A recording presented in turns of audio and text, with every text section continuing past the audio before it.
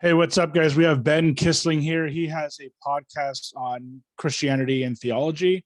So, what's up, Ben? Can you tell us a little bit about yourself? I am a young Earth creationist and an intelligent design proponent. I have a biochemistry undergraduate degree, and I'm going to a master's program in science and religion at Biola University. In this issue of creation, evolution, and intelligent design, something I've been interested in all my life, and I have a podcast. Did I already say that? I don't remember. I have a podcast called Macrophage Strategy, where I talk about these issues. That's pretty new. That's the short version. Okay, cool. And you said Loyola Marymount. Which Loyola did you go to, or are you going to? Biola. Biola. So Okay, it I know used Biola too. okay. Yeah. It used to stand for Bible Institute of LA, but they just changed it to Biola because no one said the whole thing apparently. Yeah, I have a friend who went to Biola. Are you going to the one in LA? Yep, it's an online program. I live in Texas, so I'm Okay, doing okay. an online program. Okay, Yeah. but I actually went to Concordia University. I don't know if you've heard of Concordia. It's also like a Christian college, and they were in Irvine, but I knew they had like a bunch of them like all across the United States. So I knew you were from Texas. I didn't know if there was another Biola out there, but yeah. So as far as your podcast, you say it's called Macrophase. I have a hard time Macro, saying that. yeah, phage is the hard part. It means virus basically, but a macrophage is a part of your immune system. Okay, and why do you call it that? Uh, Basically because in 1 Corinthians 12, Paul talks about the parts of the body of Christ. And so it says things like, how can the eye say to the hand, I don't need you? And so the idea is that Christians who are in the church are different parts of the body. And he makes that analogy. And so I make the analogy that my role in the body of Christ is sort of like a macrophage in the immune system. And that's meaning that you protect the body from infection by foreign pathogens. It's kind of a nerdy thing, but it's it's a science word that I kind of related to Christianity a little bit. So Okay, so you're kind of like protecting that would be like you're protecting like the Christian church from from outsiders, kind of harmful from harm. ideas. Yeah, Okay. there's a more popular verse that Christian apologists like to use. Say Paul says we attack strongholds or demolish strongholds, meaning ideas that are bad. Yeah. Okay, and then what church do you go to? I'm assuming you go to church, right? hmm I most of my life I've gone to non-denominational churches, but right now I go to. It's sort of like they don't call themselves a denomination. I can't remember what they call themselves, but it's sort of a loose confederation of churches called the Northern Baptist um, Association or something like that. But it's essentially a non-denominational church. Yeah. Okay. Yeah, I didn't even know if you were Christian. Well, I think I knew you were Christian. Yeah, but you said that. But sometimes when I'll ask people like, "What church do you go to?" or whatever, they'll throw me off by saying, "Oh, I go to like a Mormon church or like a Jehovah's Witness or whatever." So I feel like some other religions sometimes will just call themselves Christians, but so you are just kind of like a fundamental Christian. And Yeah. so yeah, so going when you were taking like biochemistry as your major, that where was that at? Sorry. I didn't say the University of Nebraska, Lincoln. That's where Okay. I grew up. Okay. So would you say that type of major would be more derived in like evolution as opposed to religion? Would you say that that's more of like kind of like a hard science type major? It was definitely a hard science major, but there wasn't a lot of evolution in it. Um, I didn't take a class specifically on evolution. Yeah, but But I would think that most of the people who maybe take that major or most of the teachers probably believe in evolution, right? Depending on Yeah, what school you go to. yeah. Any public university you're going to go to, most of them will be evolutionists in the sciences. Yeah, for sure. Yeah. So how did It you get wasn't a Christian into university. Yeah. it wasn't a Christian university. So how did you get into Christianity? Have you always been a Christian or did you become a Christian at some point? Um, And my why? family, I grew up Christian, and I gave my life to Christ when I was 12. Actually, it's today the 19th. So Yes. this is actually December 18th would be my 19 it'd be 28 years since I was baptized plus 1 day.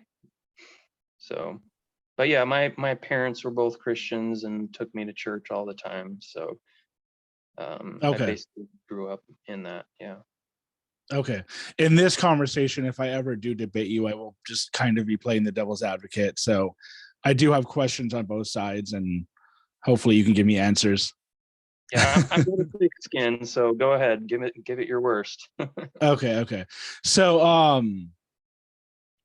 so how much do you know about the Bible? It sounds like you're pretty into it. So how much do you know about the Bible? And almost like if somebody comes up to you and tries to disprove the Bible to you, would you be able to defend it on like a almost maybe even like scientific level in terms of the writings and stuff like that?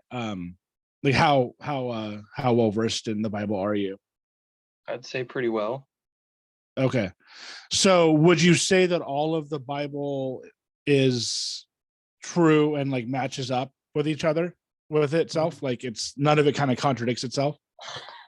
Yeah, so that would be the evangelical view is a doctrine called the doctrine of inerrancy, and you can look up the Chicago Statement on Biblical Inerrancy to see the full statement of that. But yeah, I agree with that. It for short, it's just called the doctrine of inerrancy, which means that the Bible is true and without error in everything that it means to teach, in everything that it teaches. Okay. And I've talked to some other people like that guy you listened to on my previous podcast that and I've talked to other people too who will say that there are parts of the Bible that are like just fact, but then there are also parts of the Bible, like maybe Psalms, that are just kind of like poems and they're not necessarily facts. They're just kind of like it doesn't all go necessarily together in that way. Yeah, That's true, right? you wanna that's part of what's called historical grammatical hermeneutics, is you want to look at what genre each book of the Bible is before you try to interpret it. So like the Psalms would be poetry, and you need to account for that when you're interpreting it. Okay. And then you also believe that it was all the Bible, all of it was written by not necessarily written by God, but written through somebody. God was speaking through somebody and they were writing it down basically, like just directly, or how do you feel like that all that happened?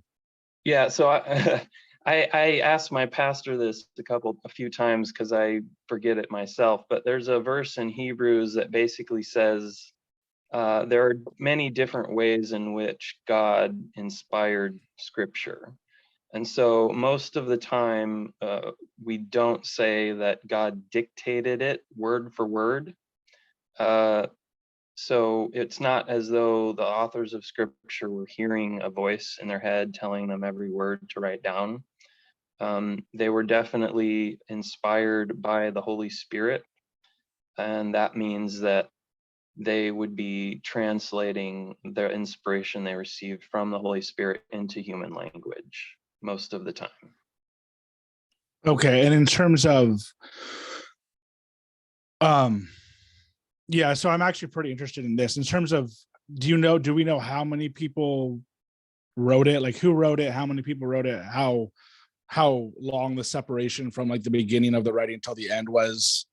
Do you know all that? Not precisely, no, but there's 66 books, and I think there's something like 30 or 40 different authors, I think. It depends. It's somewhat disputed. So, for example, uh, we don't know for sure if Paul wrote the book of Hebrews, but most people think he did. In terms of time, Genesis was, and the rest of the law was likely written around 1200 BC. And then the last book was probably Revelations, which was probably written around 90 AD. So that's a range of about 1300 years, would be about the maximum range. Again, that some of those dates are a little bit disputed. So some people think Revelations was written in 69 AD for different reasons. Some people think Genesis was written later than 1200 BC, but that's the basic range. Okay. And like some of the main names are kind of like Moses, right? Matthew, Mark, Luke, John. Who wrote like Psalms? Do we know David or something? I think there's 150 Psalms, and I think more than half of them are attributed to David, and then the rest of them are attributed to a couple other authors, and some of them are unknown, I believe. Okay. And do we know who wrote Genesis? Yeah, we think that is Moses, although that's disputed. So there's other views on that. So if you're a conservative Christian like me, you would say Moses wrote it. If you're more on the liberal side, you would go with something called the documentary hypothesis, or something along those lines that suggests multiple authors that are unknown. And if you go that route, you're probably one of the ones who would say it was written later than 1200 BC. Okay, so Moses was around he was around 1200 BC. Yeah, I'm not an expert on this stuff, but Yeah, I think yeah. that's where it was. Yeah. Okay. And do we know how long like Moses didn't they live longer back then too? Like some of them lived for like a couple hundred years or something, supposedly.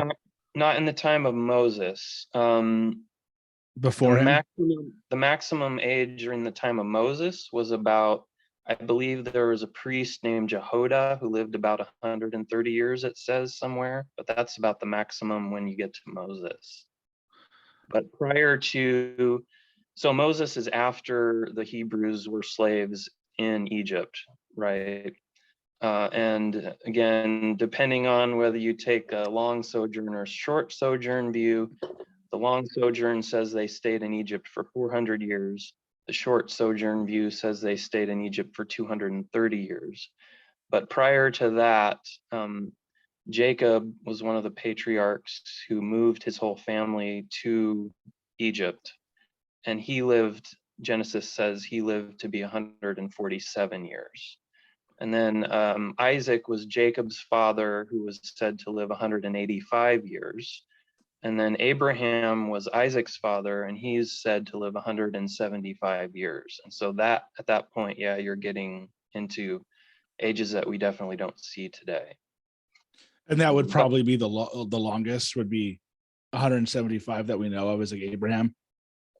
No, if you go back farther in the Genesis record, so in Genesis 5, the oldest one that it says would be Methuselah at age 969. Wow. Okay. And have we been able to prove that through like geological records or whatever? Like, has anybody tried to either prove this or disprove this in terms of like scientists and stuff? Do we know this aging thing? Well, that's hard to prove or disprove. Obviously, most scientists would not believe that, based on just what we observe today. So we observe today that people don't live that long, and they would say, well, that means they didn't live that long back then either. But in terms of science, it's very difficult because we're not even sure why people age yet scientifically. It's kind of a everyday thing. You wouldn't think that, but aging is a very complicated process that scientists don't really understand very well yet. I have a whole set of YouTube videos on this, exploring how people age and why I think it's possible humans could live that long. Very, very interesting. And is everything, that whole subject is very interesting. And is everything you do online in terms of YouTube and your podcast, is it all Christian based, or do you ever go into anything that's just like biochem based or something else that maybe doesn't really have to do as much with religion? I would say it's probably mostly religion based. I mean, I like I said, my interest is the intersection of science and the Christian theology. So it's usually an intersection of both science and theology, Bible stuff. So, but yeah, on my YouTube channel, I have several videos about the aging question and things like that. Okay, so and in terms of the age, sorry, I cut you off. No, go ahead. Okay, and in terms of the aging question, what's your belief for why they live longer? Would you say it has to do maybe something with the ozone layer type thing, like, or the Earth was just more clean back then type thing? No, not specifically. Mostly, it's probably due to genetic degradation. I would say. So mutations build up, and certain mechanisms that human beings were created with by God at the beginning broke down over time. And so God, in the Bible, in the first chapters of Genesis, it says human beings were supposed to live forever in the Garden of Eden. And in order to live forever, there was a tree of life that they would eat from. Yeah.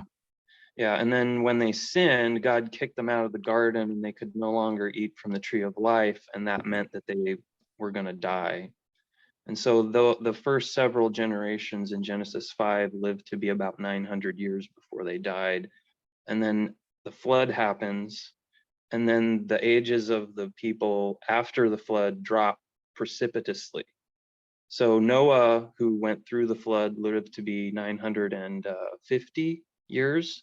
His son Shem lived to be 600. And then the 3 generations after that were about 400.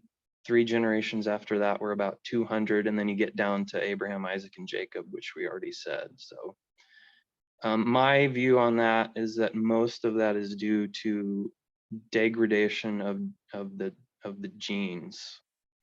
So certain mechanisms that we used to have got broken through mutations for various reasons. And some of those reasons might be environmental. So like you said, the hole in the ozone, there's actually one of my more speculative hypotheses has to do with how the Earth's magnetic field might have been almost zero during and shortly after the flood, because it was rapidly reversing in polarity. So you know how if you take a compass, right, and the needle points north because of the magnetic North Pole. Well, Yeah. And this is not controversial, by the way. Everybody agrees that there have been reversals of that polarity in the magnetic field in the past. If you want, I can talk about the evidence for that. But everybody agrees that polarity reversals have happened in the past. The question is when they happened and how fast that we would disagree on. So the young Earth view would say that the polarity reversals occurred shortly after the flood, about 4,400 years ago, and they happened very rapidly and then slowed down. And so the thing about polarity reversals is when they're reversing, the magnetic field is very, very weak, and it doesn't protect the Earth from cosmic rays like it does today.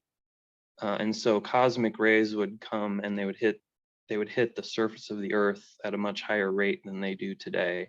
And we know that causes mutations, for example. Another thing it probably did was, it's a complicated process, but it would ionize oxygen molecules in the air. And the result of that would be that the oxygen that is ionized gets kicked out of the atmosphere. And so it could actually probably reduce, without the magnetic field protecting the Earth, the rays from the sun, right? The rays from the sun that are normally pretty damaging would be knocking oxygen out of the atmosphere of the Earth. And so my hypothesis is that it reduced the concentration of oxygen in the Earth's atmosphere. And that's actually based on a secular paper. So not creationists hypothesize that this might have happened during one of the 6 major mass extinction events that's in the old Earth time scale. So if I say, so in this field, right, if I say secular, that means like non-Christian, sort of what you meant by non-Christian. So that would mean the old Earth, 4.5 billion years old, 13.8 billion years for the universe, and all that, and the whole evolutionary timeline, right? So if I said it's secular, that's what that means. So there's a secular paper that suggested that one of the mass extinctions in the old Earth timeline was caused by this mechanism, where the magnetic field was too weak to protect the Earth from cosmic rays or the rays of the sun, and it knocked a bunch of oxygen out of the Earth's atmosphere, and that reduced the oxygen concentration in the atmosphere to the point that certain types of animals that needed more oxygen just died out. But I suggest that could have happened shortly after the flood, which could cause mutations. It would increase rates of mutations, cause perhaps extinctions after the flood, stuff like that. That's kind of a short version. No, that's fine. Yeah, I'm glad you did this short one. I don't know if I'd be able to comprehend the long one, you know. So I should have asked this earlier, but what is your job now? What do you do now? I'm not employed right now. I just do the graduate school stuff. Oh, okay. So just graduate school full time. Okay. Yeah, so and in terms of there's so many like questions, but I guess we'll just start from I'll try and start from the beginning and then get move along. But well, first of all, I guess yeah, exactly. Not from the very beginning, but from where you are now, at least. In terms of the flood, do you believe that all of this stuff was all in God's plan from the beginning? Like when he created everything, he pretty much knows everything that's going to happen. And so when the flood happened, he kind of was like, okay, well, I knew this was going to happen. I knew the humans were going to essentially sin or whatever. And so I was going to cause a flood. Or is it the type of thing where he created everything and just kind of like went with it? I'm assuming he already knows everything, right? Because he is omnipresent or what's the word for knowledge? Omnipotent. Omniscience. Yeah. So that's actually a really good question, and the answer is both. For me anyway, I would say actually both. There's 2 ways that you can order events. One way is temporally, in time, and so in terms of time, yeah, God knew before things happened in time, for sure. And that's called divine foreknowledge. In terms of logical order, that would be, I think that God is outside of time. And so because of that, he can observe all events that occur all at once, sort of, so to speak. And so, wow, this could get really complicated. But in general, I think that that God responds to our actions in logical terms, after we do those actions. But he knows we will do them temporally before they occur. Does that make sense? What do you mean by temporally? In time.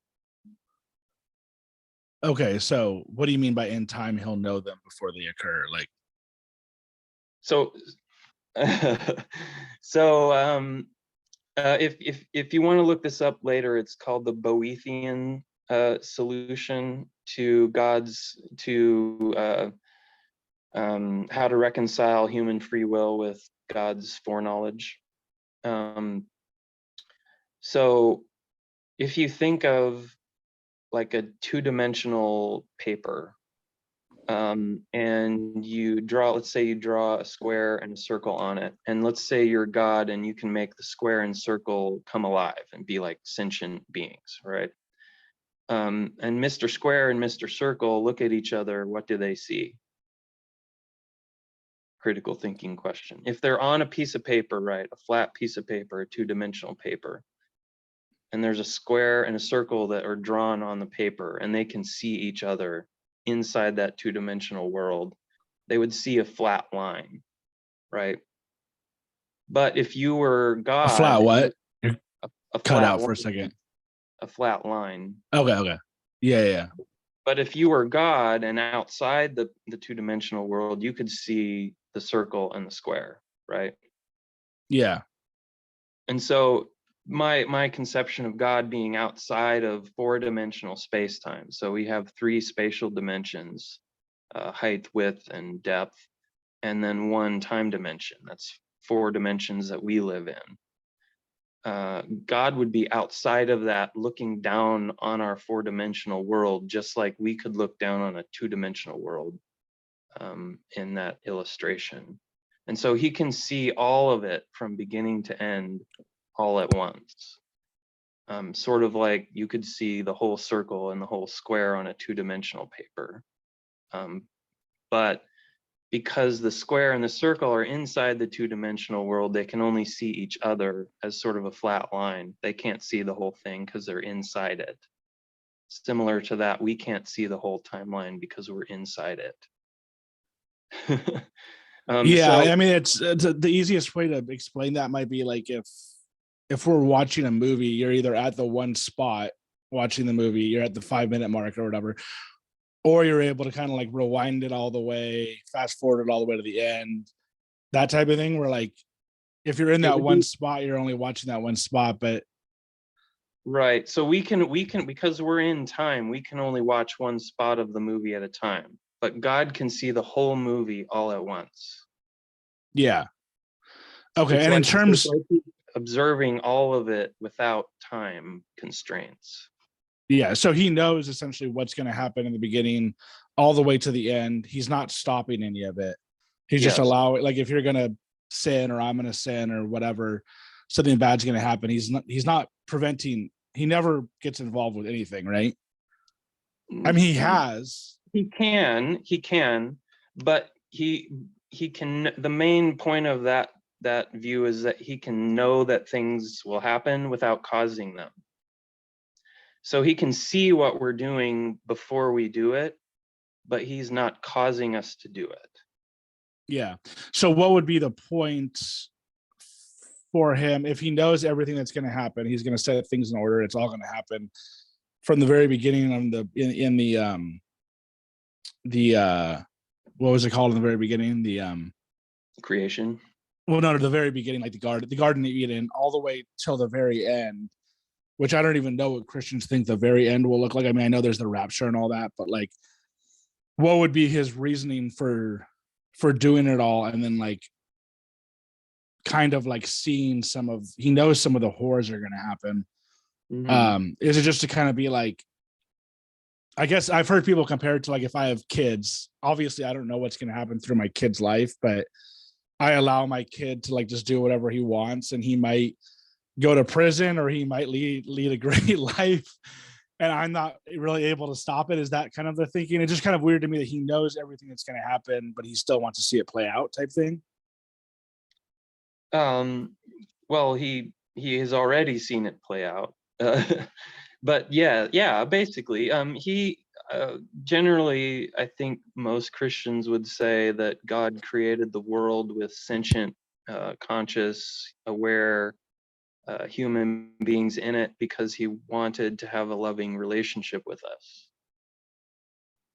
And he considered it worth it that to have that relationship, even though all these bad things are going to happen. And he knew they would. Mm-hmm.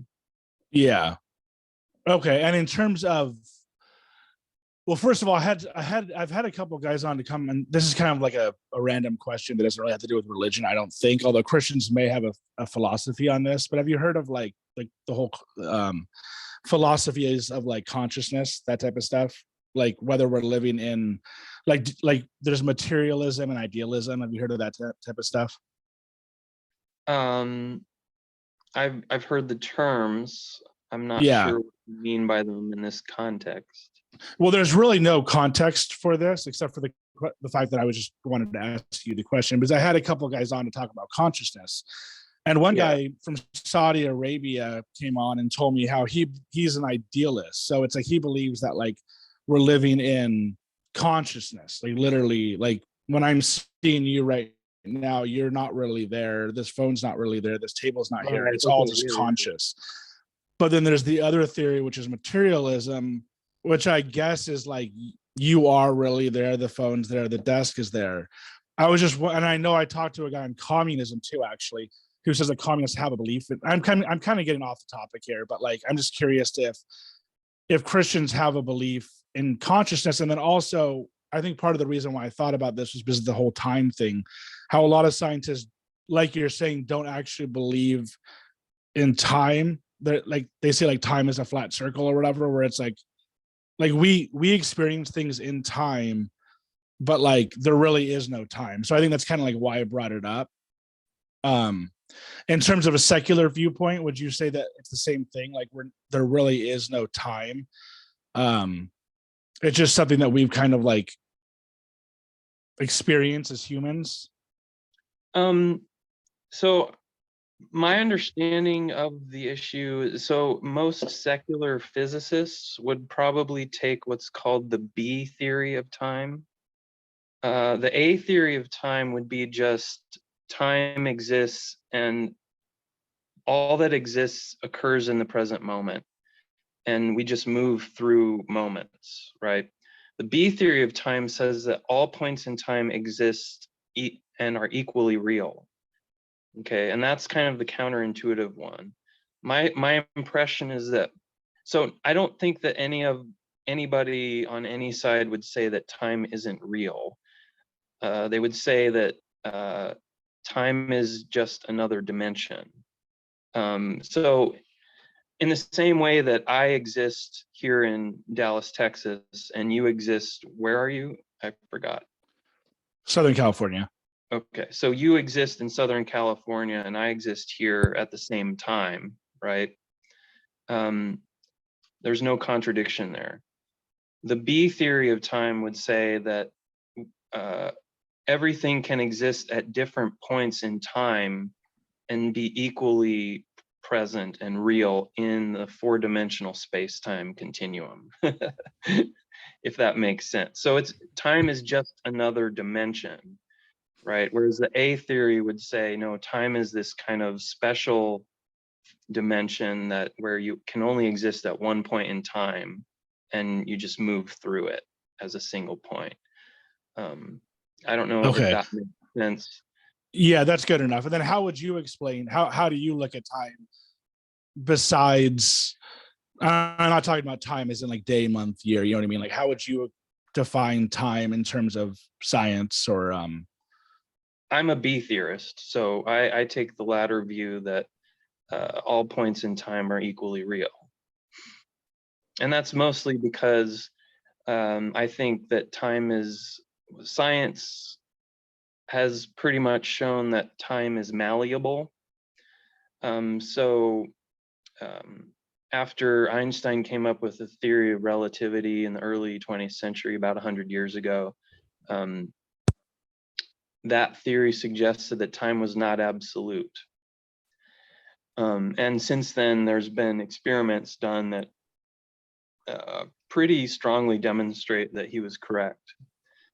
So for example, if you take an atomic clock, and this has been done, and you synchronize two atomic clocks and you put one in a plane and fly it all the way around the world, it will end up off from the original clock, from the second clock that stayed put, exactly as predicted by Einstein's relativity theory.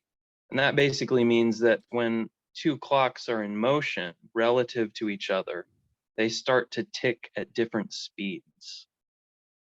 And it's really weird and counterintuitive, but it's true. And So what that indicates to me is that time is a thing that is malleable, and to me that says God must have created it. And if God Okay, created okay. it, and that means he's outside of it and above it. And so Yeah.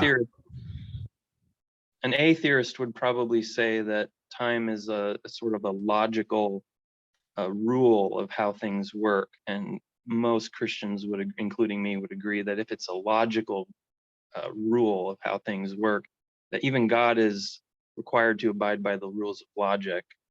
So, for example, God can't make a rock so big he can't lift it, right? Because that's a logical impossibility. So, Yeah. but going back to what you earlier talked about, what you were talking about with idealism, right? Yeah, Is hold on one second. Let me stop you right there. We're totally getting off the original topic, but in terms of the time thing, I have heard that thing about flying the clock or the watch around. You said around the Earth, right? Staying within the atmosphere of the Earth. Well, first of all, this is a stupid question, but if you actually took my iPhone and the clock on there would change as I go, right? Like that, a normal watch or clock would be accurate in terms because as you go through the different time zones, it would just change and be correct, right? So, what kind of watch are you talking about? Are you talking about more of like a natural watch type thing? Do you see what I'm well, saying? well, first of all, the clock on your iPhone would not be accurate enough to detect the change in time that's caused by relativity. It's a very tiny change that can only be detected by extremely accurate clocks, like atomic clocks. So you're talking about Um, like an atomic clock. yeah.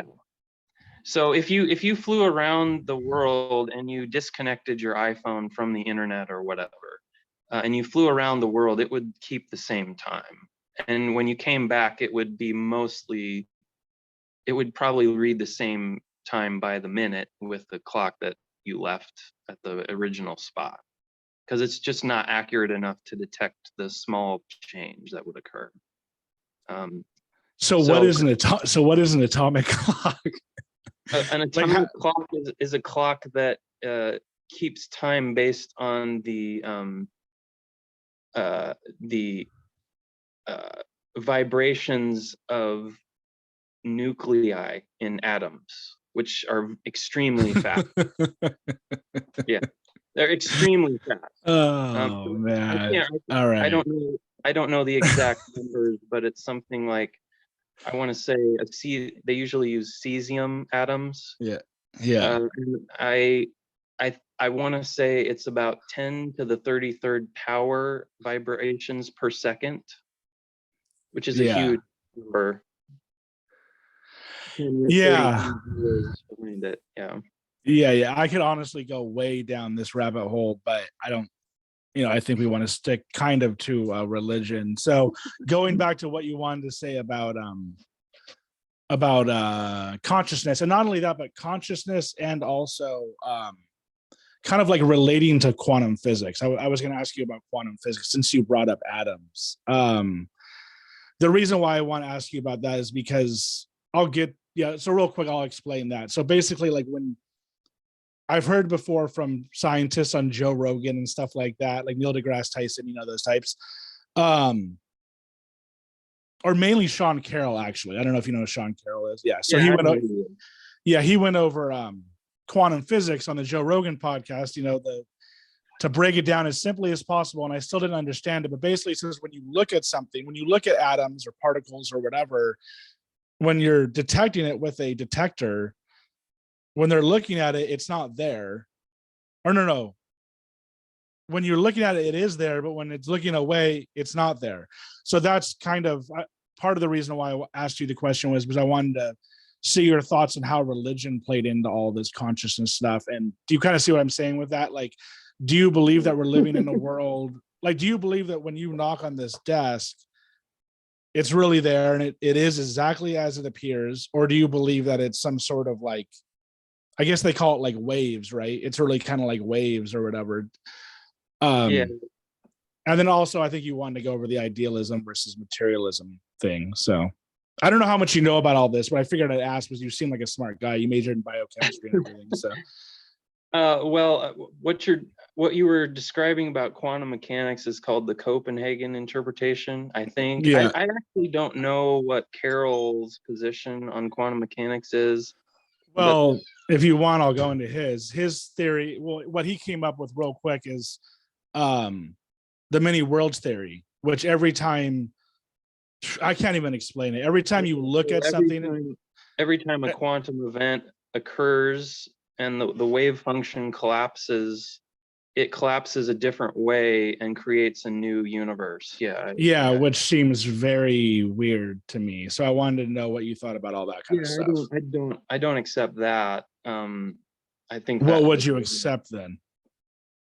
so I think there's one world. Uh, time, I can actually bring time into this, right? So And most sorry, the only reason why I asked you about this is to ask your thoughts on if God created all of it. This in the end, my end goal, I would say, would be to like, did God create all this science stuff to be this way, or do we just not understand it, or what? But anyways, go ahead. did God create Sorry, that's we can get to that. no, I just wanted to. you're asking. What's up? That's a really complicated question. I have a complicated answer to that. If you want, so you can go over what you were going to say. I just wanted to explain why I'm even like asking these questions. You know what I mean? But yeah, yeah, so most Christian philosophers are probably going to be what's called substance dualists. And that means that, so an idealist is someone who thinks only the immaterial things are real. Physical things are not real, right? And that's what you explained earlier. A materialist says only the material things are real, the immaterial things are not real. A substance dualist would say both are real. There's two different worlds, if you want to say. There's a physical world and a non-physical world. And so I would call it the spiritual world. So I would say there's a spiritual world and a physical world. And the scientific laws would apply to the physical world because that's where we figured out, how everything works in the physical world, right? But they don't really apply to the spiritual world. And so we would say a substance dualist says that that each of us as human beings has components of us that are in both worlds. And so we have a body in the physical world that's real. So that's not idealism. But we also have a spiritual part of us that's in the spiritual world that is also real. So it's not materialism. Does that make sense? yeah. So in a way, there is an idealistic world and there's a materialistic world. Like there's like I'm really here, you're really there, but we're also kind of in this what you can call consciousness world or a spiritual world, right? And Okay. so we would say both are real. And my idea is because I think God is timeless, I think the spiritual world is timeless. So our spirits are in a timeless world, if that makes sense. Okay. And what would that spiritual world kind of like look like? Like, we don't know. If you're looking at it, I don't know. I have no idea. Yeah. Basically, I think that it would be a place where we can have free choices. Whereas in the physical world, you can't have free choices because everything follows rules, right? So rules exclude choice. So if my brain is made up of a bunch of chemicals, right, that follow the rules of chemistry, right, I may think that I have a choice, but really it's not a choice at all. It's just the molecules in my brain are interacting in a certain way according to the laws of chemistry and physics, right? That leads to me engaging in a certain behavior that just happens necessarily, meaning that it was always going to happen that way. I never really had a choice. In fact, I would even argue that from a materialist point of view, there is no such thing as a person. All there is molecules and physics, right? And Yeah. so a substance dualist can say that's all true for our bodies, but in the spirit world, we have the ability to make free choices. And because our spirits are connected to our bodies, we can control our bodies and cause our bodies to do things that are in alignment with the choices we made in the spiritual world. Does that make sense? Yeah, it does. It's pretty Okay. confusing, and I probably shouldn't even have brought that into it. But ever since I've had that conversation I've had a couple conversations about consciousness, and I didn't even know about the idealist versus materialistic view. I don't even know if a lot of people, like you said, I don't think you knew exactly what I was talking about when I first brought it up. So yeah, probably Berkeley, a guy named Berkeley came up with idealism a few. I don't remember when he lived. It was a long time ago. yeah, A few okay, 100 or 200 years ago, but yeah, it's yeah, a newer view that's kind of counterintuitive. But you probably say Buddhists might be idealists, because I think that's what they are. I think it's more of an Eastern philosophy. I think, you know what I mean. I don't know, but Yeah, so in that sense, it would be older than Berkeley, but yeah. And then by your viewpoint being the bi-dualist or the dualist view, it's dualists, yeah. dualist, yeah, it was bi-dualist would be like just like a double usage of the word. The Department Yeah. of Redundancy department, yeah. Yeah, and I've heard that like supposedly it happens in like the pineal gland or something like that. I don't know if you've heard about any of that. Like, Yeah, I think that is what Descartes, that is the place where Descartes thought that our immaterial minds interact with our brain. Yeah. I don't have an okay, opinion on that. yeah. Um, yeah, I guess what I could ask is, does it really matter if the way that I view things is I'm a person, you're a person, I'm really talking to you. And like, is there really any reason besides it just being fascinating to even go beyond that? You know what I mean? Like, is there any reason to be like, oh, well, because I guess it all stems from way back when they said, I don't know if you're real. Like, you could not be. The only thing that I know is that I'm real. Like, basically, you know what I mean? Like, I think, therefore I am. But it's like, I can't prove that you're real. You know what I mean? But in my Yeah, mind, it's like, I believe that you're real. I believe that you're another person. So why does anything else really matter? But yeah, before we get too far down, I would like to go more into this. If we have more time later, we can. But let's go back to the Bible though. So in terms of the Bible, back to its consistencies and all that, do you believe that there are no inconsistencies? Because I feel like there have been, and honestly, I won't be able to point them out, but there have been a few inconsistencies in the Bible. One that I can think of off the top of my head isn't an inconsistency, but they talk about slavery. But then I've heard that being explained by slavery happened during that time. So the Bible basically just said, if you own a slave, this is how you should treat it. Also, other things going on, such as God telling Abraham, I think, to kill his son, but then not, right? Are there any, I'm going to ask you the question as opposed to asking you the inconsistencies that I have. Are there anything to you that just as you've been a Christian hasn't really fully checked out? Like, you're like, maybe this seems to be a little off. I don't know if I buy into all of this, or do you just believe all of it? So the short answer is yes, I believe all of it. But as I was, growing up, I've been a Christian for a long time, and I've been reading the Bible that whole time. And as someone who's, I've got a good head on my shoulders and a good memory, right? And so when you read the Bible, and you read one section, you're like, wait a minute, doesn't this contradict what was said in this other section? Right? And then you go back and you find that other section, you're like, that seems like it doesn't, like it contradicts itself, right? Yeah. In completely different places. And so what I have grown to take the view that in our Western context, we tend to read, especially evangelicals, we're terrible at this. We tend to read the Bible like it's a legal document, like it was written all at once by like one person. And this is stemming from probably from our view that God is the author ultimately of the Bible, right? And so we think that,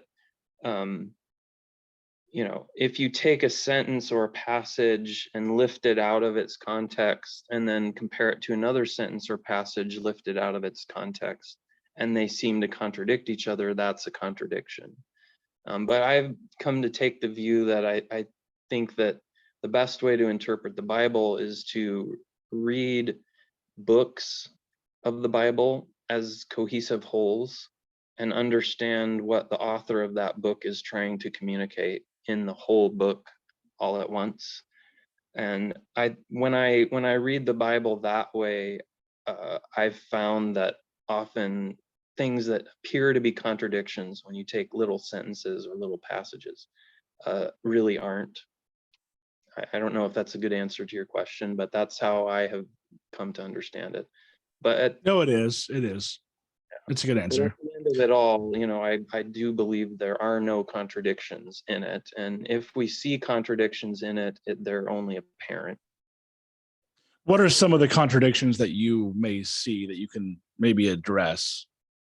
Well, it's been a And then long also time. the slavery thing. Did I have the slavery thing right? Like, because Yeah, I've heard people say that God, or the Bible, I guess, talks about how you should handle your slaves, one, and then two, it obviously kind of like denounces homosexuals or whatever.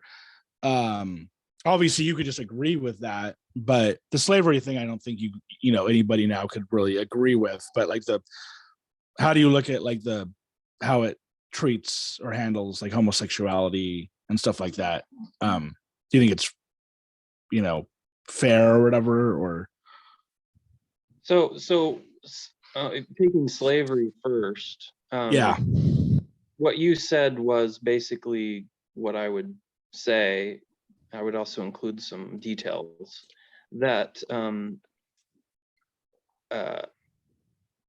slavery was much different back then than it is than we think of it. In the United States, we associate slavery with racism, but most slavery that occurred in the ancient world was based on debt service.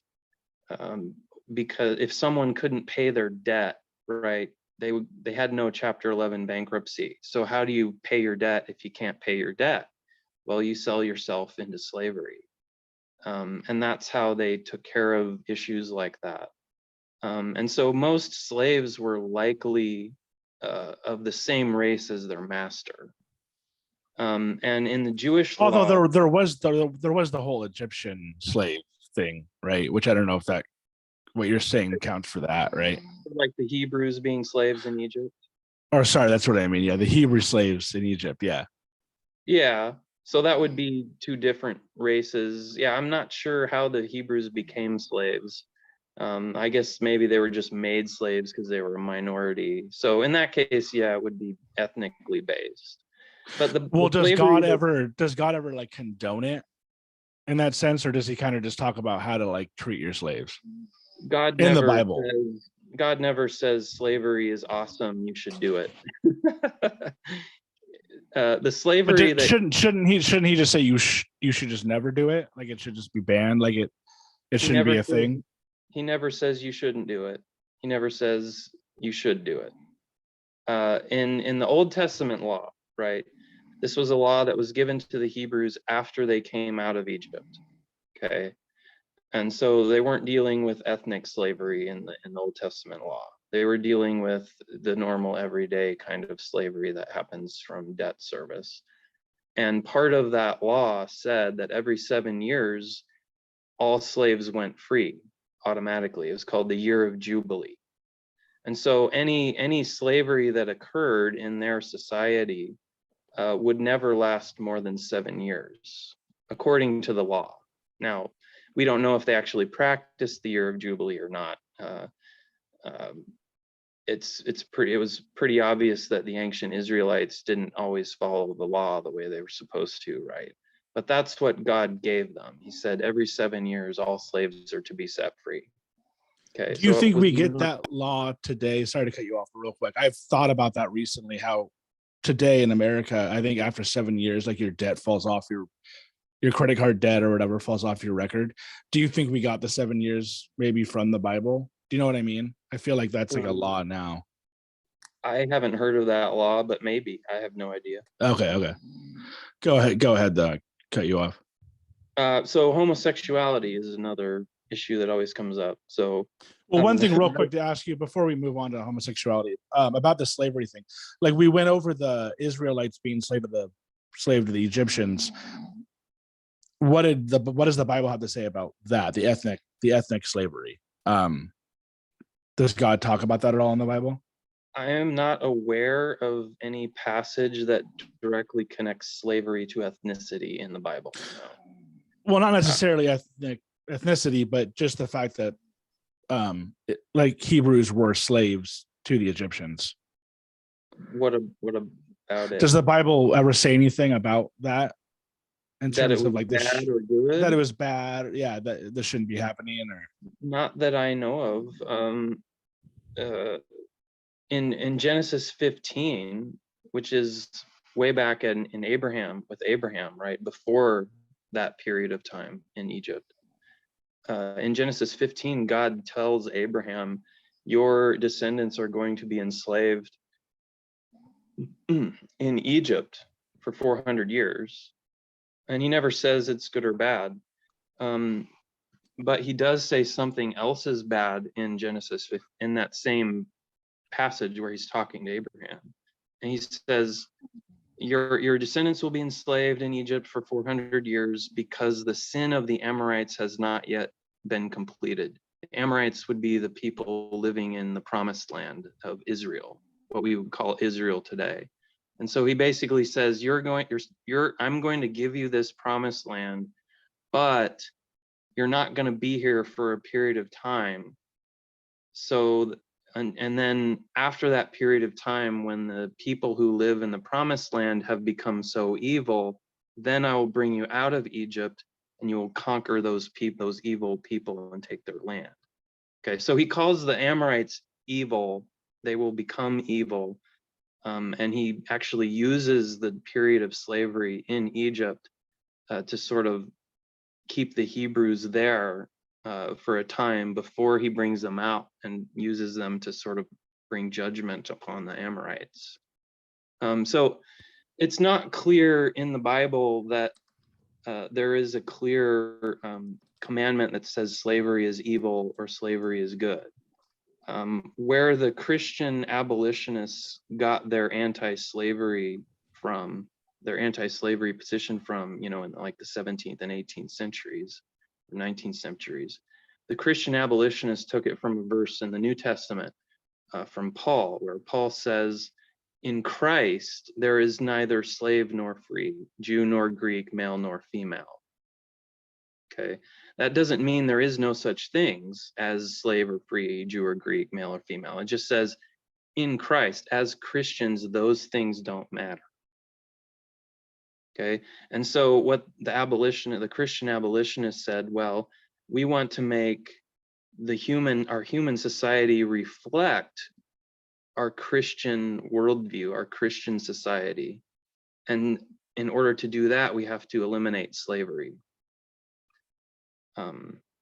So the idea that every human being is equal image in the image of God, made in the image of God in Genesis 3 or Genesis 2, therefore every human being has equal value.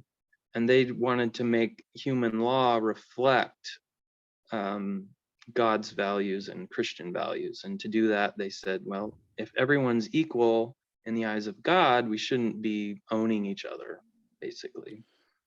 Yeah, and do you feel like that whole stance? I think I heard like it was some reverend. Have you listened to like Lex Friedman podcast at all?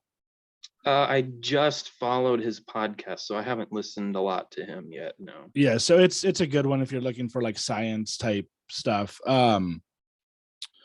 He had like some reverend on to talk about Catholicism. It was like I'm forgetting the guy's name, like Bishop Barron or something like that, and he had like he actually recently had like Shia LaBeouf on his podcast, the pastor or the reverend, and he was saying he doesn't know.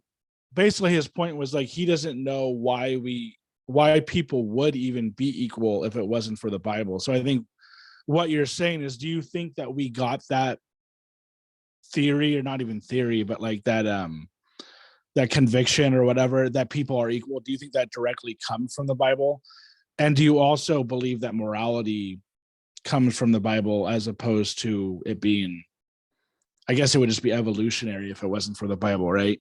It would be like just like an evolutionary enhancement, or not even enhancement, but like something we just kind of like naturally kind of came to. Yeah, so the image of God, called the Imago Dei doctrine, comes from Genesis 2, or 1 and 2, I think. And yeah, in the West, in Western civilization, the idea that human beings are of equal value, moral value, definitely comes from the Bible, comes from Christianity. Historically, that's true. So in terms of morality, yeah, I think morality, in Western civilization, our Western values are based on Christianity. I think historically that's pretty obvious. Now, the question of whether morality comes from Christianity or ultimately from God or from evolution is kind of a separate question. So that's more of an ontological question. And so, yeah, so some people would say that morality comes from our evolutionary past, right? Where we are basically just survival machines, where we have certain behaviors according to our genes, right? And whichever behaviors lead to a higher rate of reproduction, those will get selected for, and the other ones will be selected against.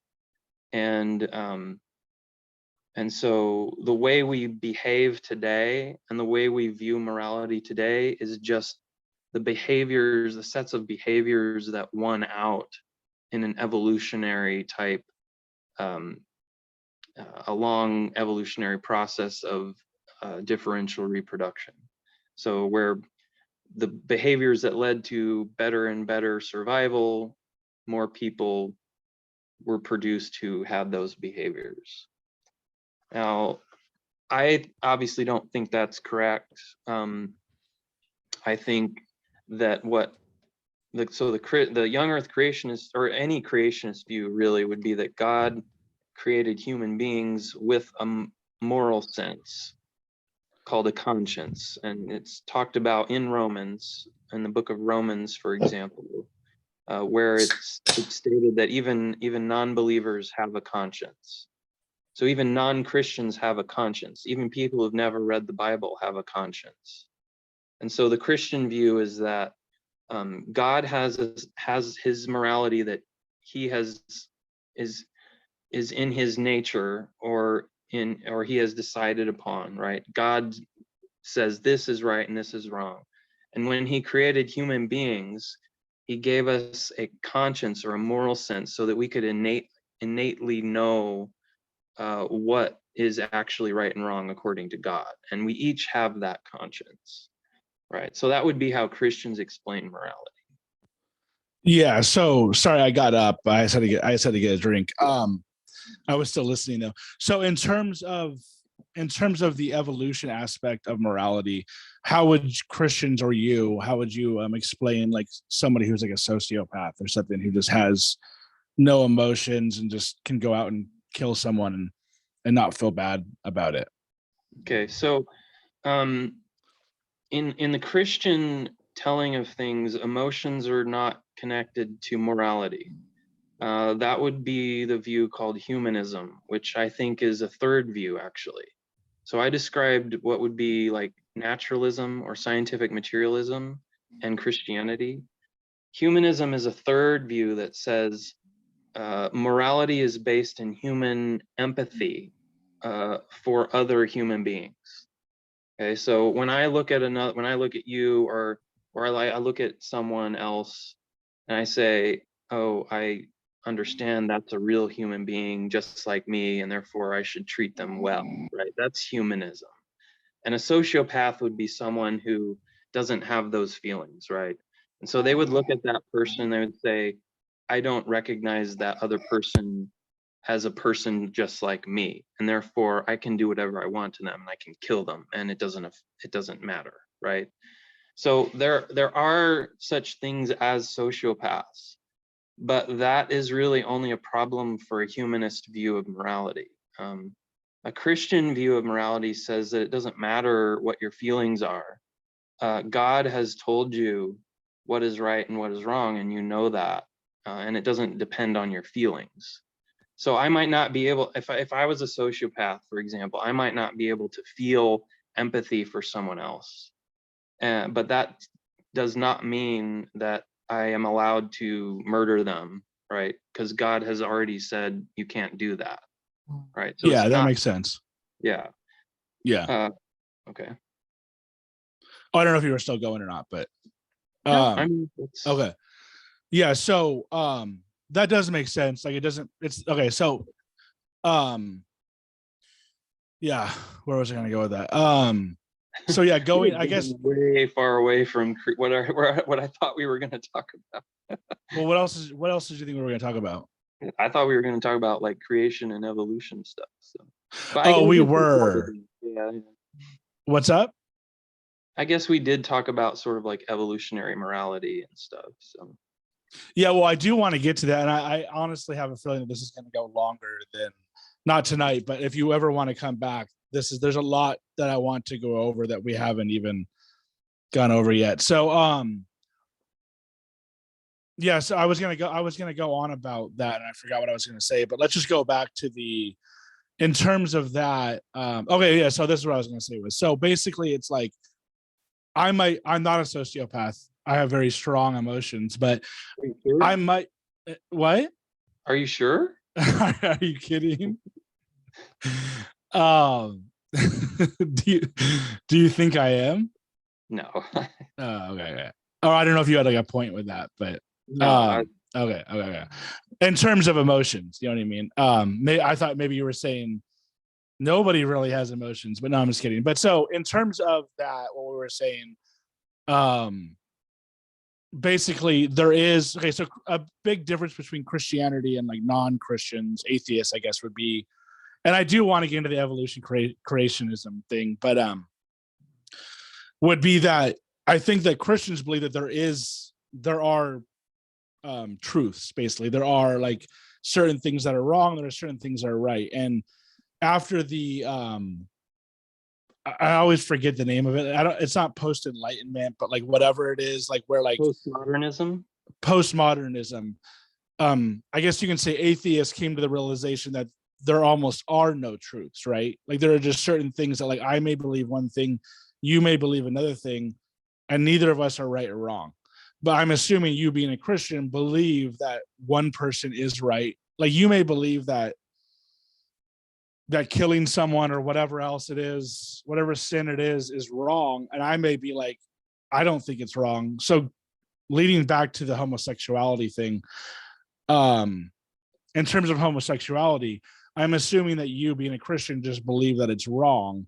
And even though a person might be homosexual, they may even, I don't know if you believe that they're born homosexual or become it or what, but even if they are born homosexual, they shouldn't act on that quote unquote like sin. Correct? Is that correct? Yeah, basically. Yeah. Yeah. And you were going to go into homosexuality more before, so I kind of wanted to bring it back to that, like what the Bible says about homosexuality. And sorry, I really did want to go into the creation versus evolution thing. I just starting on the Bible. So we'll get to that right after you answer this question. Okay. So yeah, so you basically got it right. So the only thing I would add is I I really doubt that people are born homosexual, or any other sexually sort of deviant behavior. Um, there hasn't been a good scientific explanation for homosexual behavior, and it's not for lack of trying.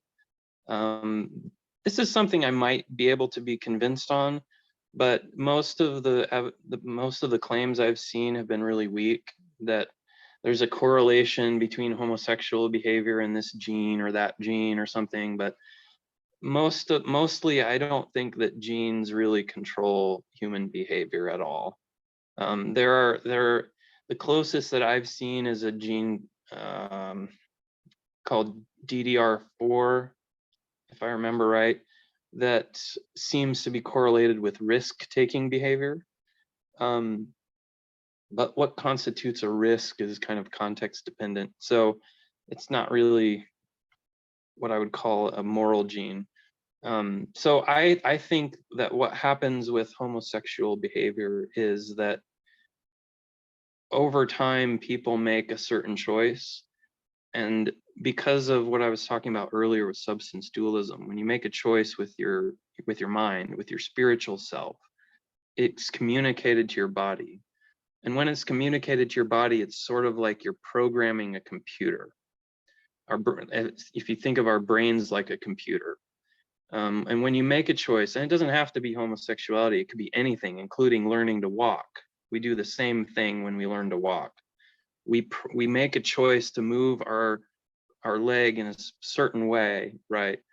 And then over time, when you make that same choice over and over again, it gets programmed into our brain so that we start to be able to do it automatically, if that makes sense. It's called muscle memory in that context. And so if you've ever like driven somewhere and then you sort of wake up when you get there and realize you have no conscious memory of driving that way, it's because you've driven that way a whole bunch of times and your brain has just you've programmed your brain to drive that route so many times that it can do it automatically now. And I think that's sort of what's going on with homosexual attraction, is when you can sort of program your brain to think or feel or react a certain way. And after a while, you forget, right, how that all happened, and you perceive yourself to be following desires that you have that are just there. But really what they were is a series of choices that were made perhaps in the past, maybe even the distant past, that you just forgot about. And that's my view of it. So I think it is a choice that can come to, that a person could perceive themselves to be not having a choice anymore, because it's so deeply ingrained into them. But you know, that's not something that you can prove, I think, either way. So but that's my view on it. The only problem that I have with the Christian outlook on certain things such as homosexuality and other things is the fact that they seem to kind of like ride those things so hard. And it's like, I don't like, everybody sins, like even Christians know that. Like, you asked me about it. So. Well, no. I know I asked you about it, and I was more asking you what the Bible says about it, but we can move on from this. But I'm not trying to like pin you into a corner. I'm just saying in general, the only problem that I have with Christians on this particular point, not you, it's just in general, is the fact that they seem to ride homosexuals. That's kind of a weird way to say it, but they seem to kind of judge them a lot harder than they do anybody else. And it's like, as you know, I think you would agree, you sin every day, I sin every day, we all sin every day in the Christian outlook. So like, kind of like, why is that so focused on? And once again, I don't really want to go down this road too long, but I do want to get to the evolution creation thing. But if you want, you can answer that. But yeah, I can answer briefly. I think probably the reason it's so in the public consciousness is because it's a legal issue, and it's a legal issue that has been, it's been the subject of public votes in different states, like Prop 8, if you remember, in California many years ago. So it's been a controversial public issue in terms of, should we allow homosexual marriage? But when I grew up in the evangelical church, I was taught, and this is a pretty generic teaching for evangelicals. I was taught that all sins are equal in the eyes of God. Why? Because every time you sin, you are separating yourself from God. You're doing something that God doesn't want you to do. And it doesn't matter if it's a little white lie or murder or homosexual behavior or anything else. It's all the same. Every sin separates us from God. Every sin requires us to repent and receive forgiveness from God. And every sin requires Christ's sacrifice to forgive it. So Yeah. it's true that it seems to be focused on, homosexuality does a lot more than other sins. But that's not what I see inside the church as someone who's gone to church my whole life. What I see inside the church is we're always taught and we always affirm that all sins are essentially, there's really no, we're not Catholics, right? We don't say there's 7 deadly sins that are worse than others, right? All sins are equal, and they all require repentance and forgiveness. Yeah. So originally, like I said, I wanted to have that debate, which I don't think that I am ready for that debate, to be honest with you. But I was gonna have my co-host on, and one of us was going to debate it, and the other one would be like the what do you call it? Not the judge, but like the intermediate guy, like Moderator. the moderator. So but he's not here. So instead I just was like, let's just have a conversation about the Bible. But so yeah, let's get into it though, as I am curious to your explanation, I guess, of creationism over evolution. Can I say creationism versus evolutionism? Is evolutionism a word, or is it just evolution?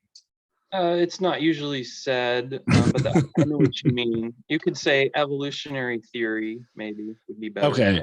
So yeah, what are your arguments for creationism over evolutionary theory?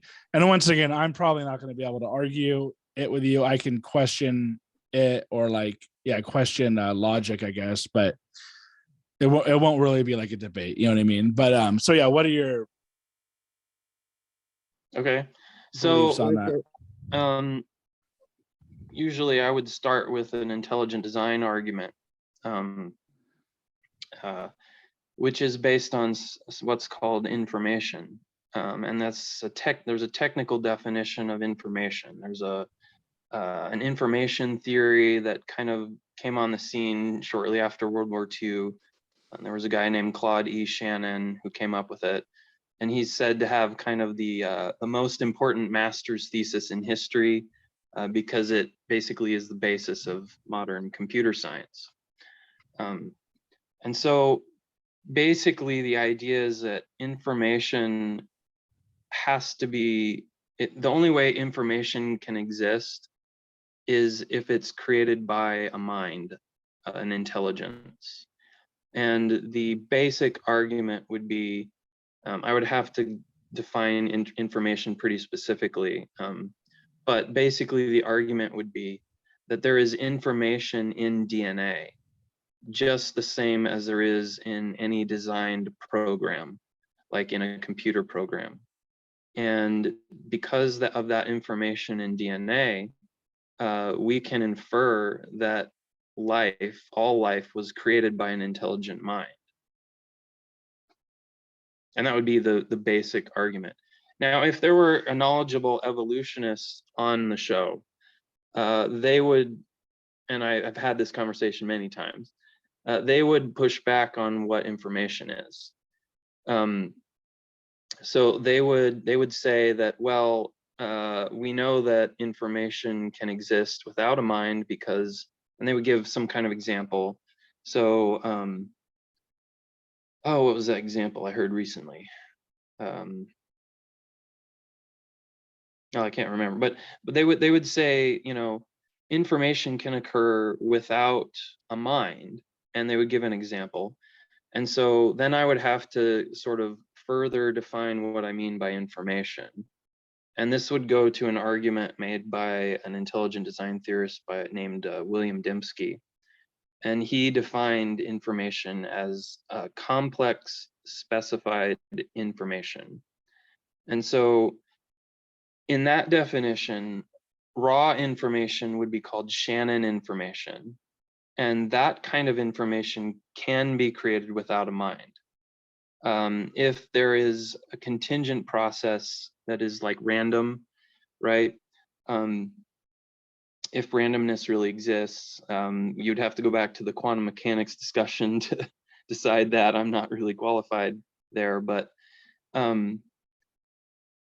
Shannon information is not the kind of information we're talking about. We would be talking about complex specified information, and that means some event of very, very low probability, means it's very unlikely to occur,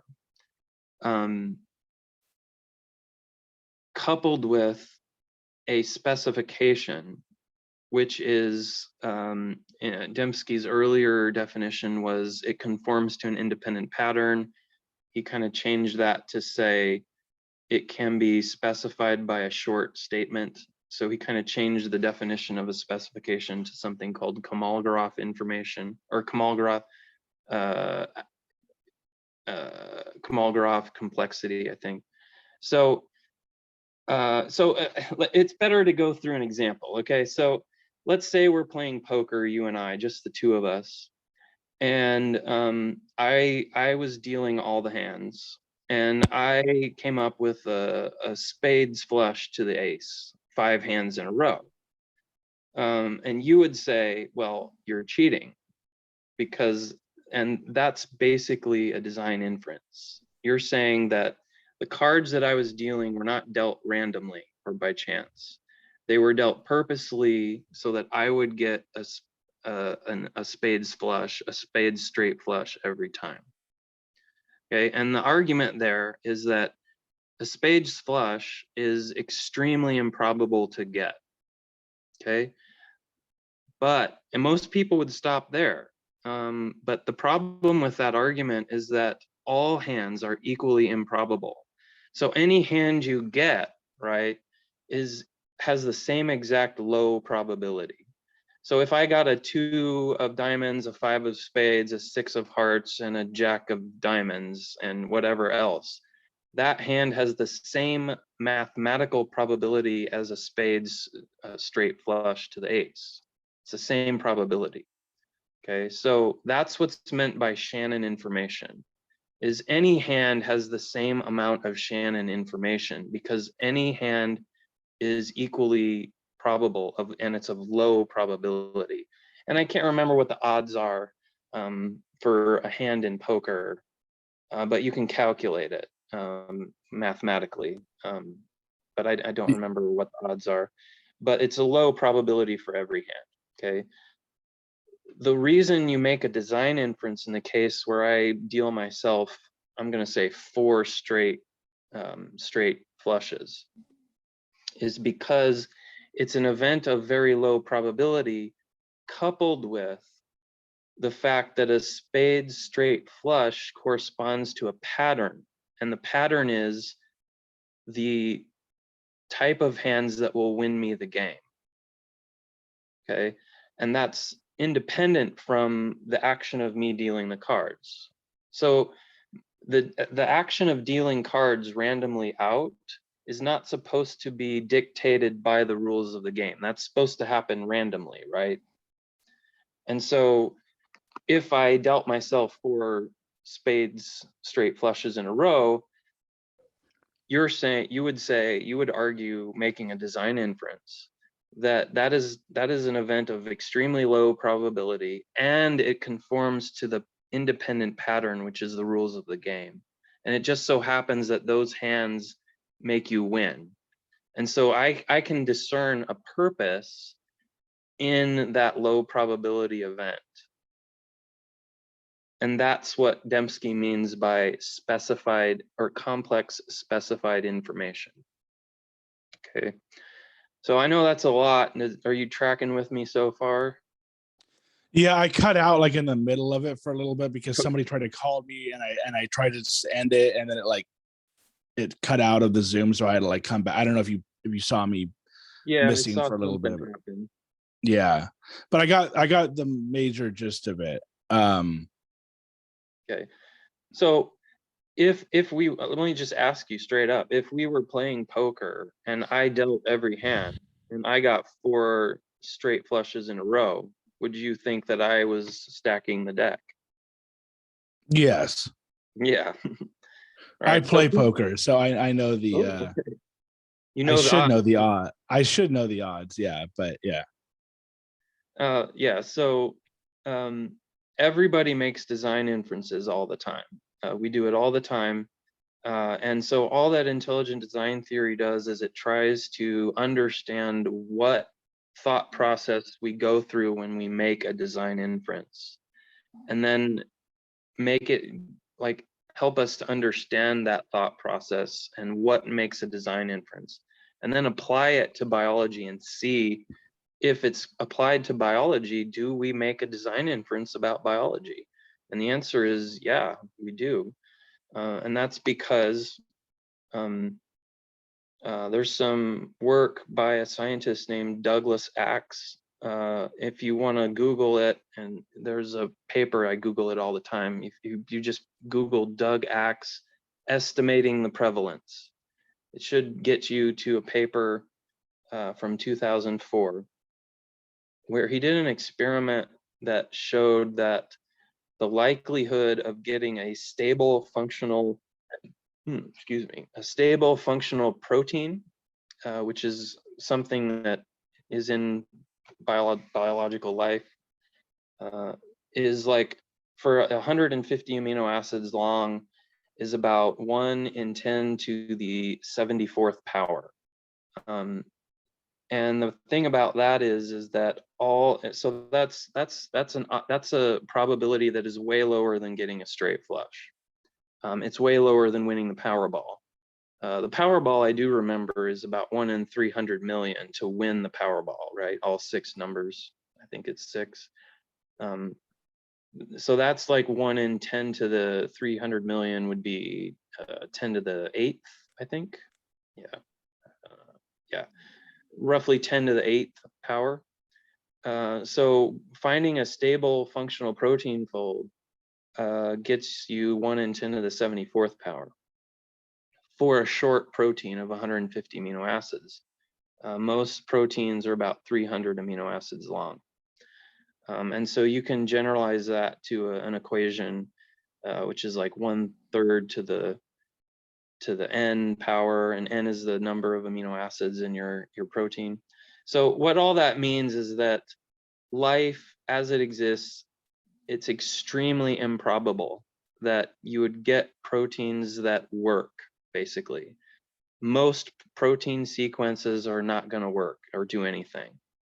And yet our bodies are full of proteins that work and do things. If that's the simple way of saying it. And so we would say that's an extremely low probability event. And then the evolutionists would come back and say, yes, but all protein sequences are extremely low probability events, in exactly the same way that all poker hands are extremely low probability events, right?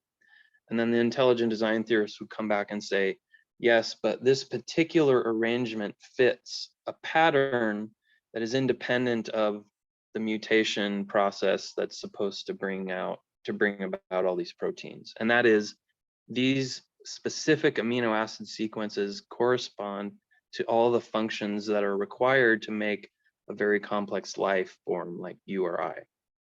And that would be the specification. And so we would say then the complexity of something is its probability. The specification is whether it fits an independent pattern. And so when you have the two together, that will give you a design inference. And so that's basically the argument. That's Okay. a, Yeah. a short I won't. version. I won't be able to argue with you on your argument. I mean, That's why I tried everything to present the other side a little bit at least. So you tried to what? That's why I tried to present the other side at least a little bit. Yeah. Yeah. I won't be able to argue with you, but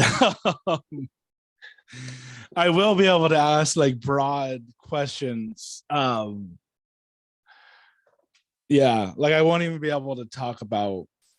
I mean, for one, I did cut off there for about a minute or two. I'm glad you kept going though, because you know, but yeah, so in terms of, I mean, some of the generic questions that people can ask would be, so let's just say you're right and there is an intelligent designer, because I honestly don't know.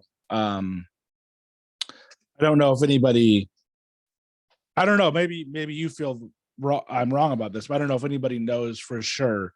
How do you know that, the God is, or at least your religion is the correct religion?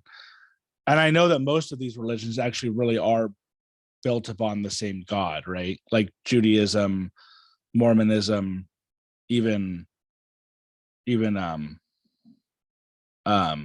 Islamists or whatever. Like they all essentially kind of believe in the same God, right?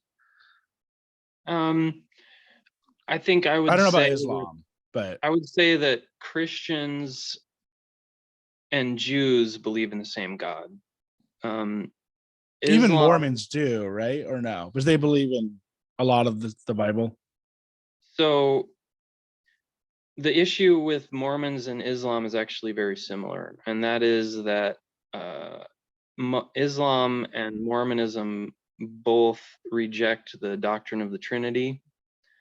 So uh, there's a comic I've seen before where there's like a debate between a Muslim and a Christian, and the moderator asks, "Okay, do you guys believe in the same God?" And uh, that's the topic of debate. Do Christians and Muslims believe in the same God? And so the moderator asks the first question. He asks, "Is Jesus God?" The Christian says yes. The Muslim says no. End of debate. Right? We don't believe in the same God because Christians believe Jesus was God. And I suppose you could almost say the same thing about Judaism, but that's a little more complex. Um, because obviously Jews and Christians share the Old Testament. Muslims do use the Old Testament, but they say it was corrupted, and they have their own different translation where they change certain passages. Um, Mormonism is the same kind of an issue, where, and I've asked Mormons this before. I had they came to my door and everything. So, is Jesus God? And the thing about Mormons is they will say, yes, Jesus is a God. And then you will ask, well, what about God the Father? And they will say, yeah, God the Father is a God. And so they say they're all gods, but they're not the one true God, right? And that's the doctrine of the Trinity, where Christians say that there is one God in three persons, right? And that's this doctrine of the Trinity. Whereas a Muslim or Muslims reject the doctrine of the Trinity. They say Allah is the one God and Muhammad is his prophet. They also say Jesus was a prophet. They don't say Jesus was God. Mormons will say, yeah, Jesus is a God and God the Father is a God, but Mormons believe that there are all kinds of different gods out there. They believe that they will become gods if they live a good enough life. So that's the issue there, is that Mormons and Muslims will both reject the doctrine of the Trinity. Jews, Yeah. So how would you say that your Christianity is the right religion with so many different religions out there, and the right God? there's a lot of different ways to answer that question, but in distinguishing Christianity from Judaism and Islam, I would point to Jesus Christ's death and resurrection as evidence that he was who he said he was. And as a Christian, I follow Christ, right? And so um, Christ died and rose again. And it wasn't like a one-off thing. It was something that had been predicted for a long time. You can find predictions of this in the Old Testament. And he came to within the Jewish community as it was predicted to occur, did all these things that he was predicted to have done, confirming all of that history in the Old Testament as true and revelation from God. And then he died and rose again, proving that he was who he said he was. And I believe that he claimed to be God in the Gospels. There's lots of places where you can argue that.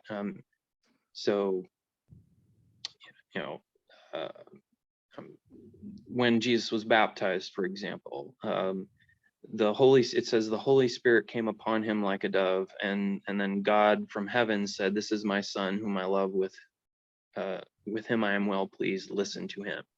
Okay. And then there's a place where Jesus says, "I and the Father are one." Um, um, so the idea would be that Jesus proved that he was who he said he was by resurrecting from the dead. And then additionally to that, I would say simply that subsequent events, the day of Pentecost, where Christians were given the Holy Spirit and performed all kinds of miracles and things like that, and the community of Christ that has persisted to this day, are all evidence. But, other communities have persisted as well, but so that's not that great of a argument there. But yeah. And do you believe that all these other religions and everybody else who isn't Christian essentially is going to hell then? If you have affirmatively rejected Jesus Christ as God, as God's Son, yes, that's a definite. Those people will go to hell, basically. People who have never affirmatively rejected Jesus Christ as God, God is going to be the judge of them, and he is going to have some tough decisions to make. I'm glad I'm not in his shoes. So I tend to go with the view that people who've never heard the gospel, who've never heard about Jesus, who don't even know who he is, for example, can be saved if they believe in God through what's called general revelation. So special revelation is scripture. General revelation is nature and creation. Okay. And in Romans chapter 1, it says that all men can know who God is, his invisible qualities and divine attributes,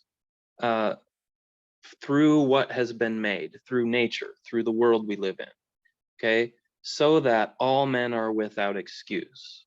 And the idea there is that you can tell who the real one true God is just by looking at nature.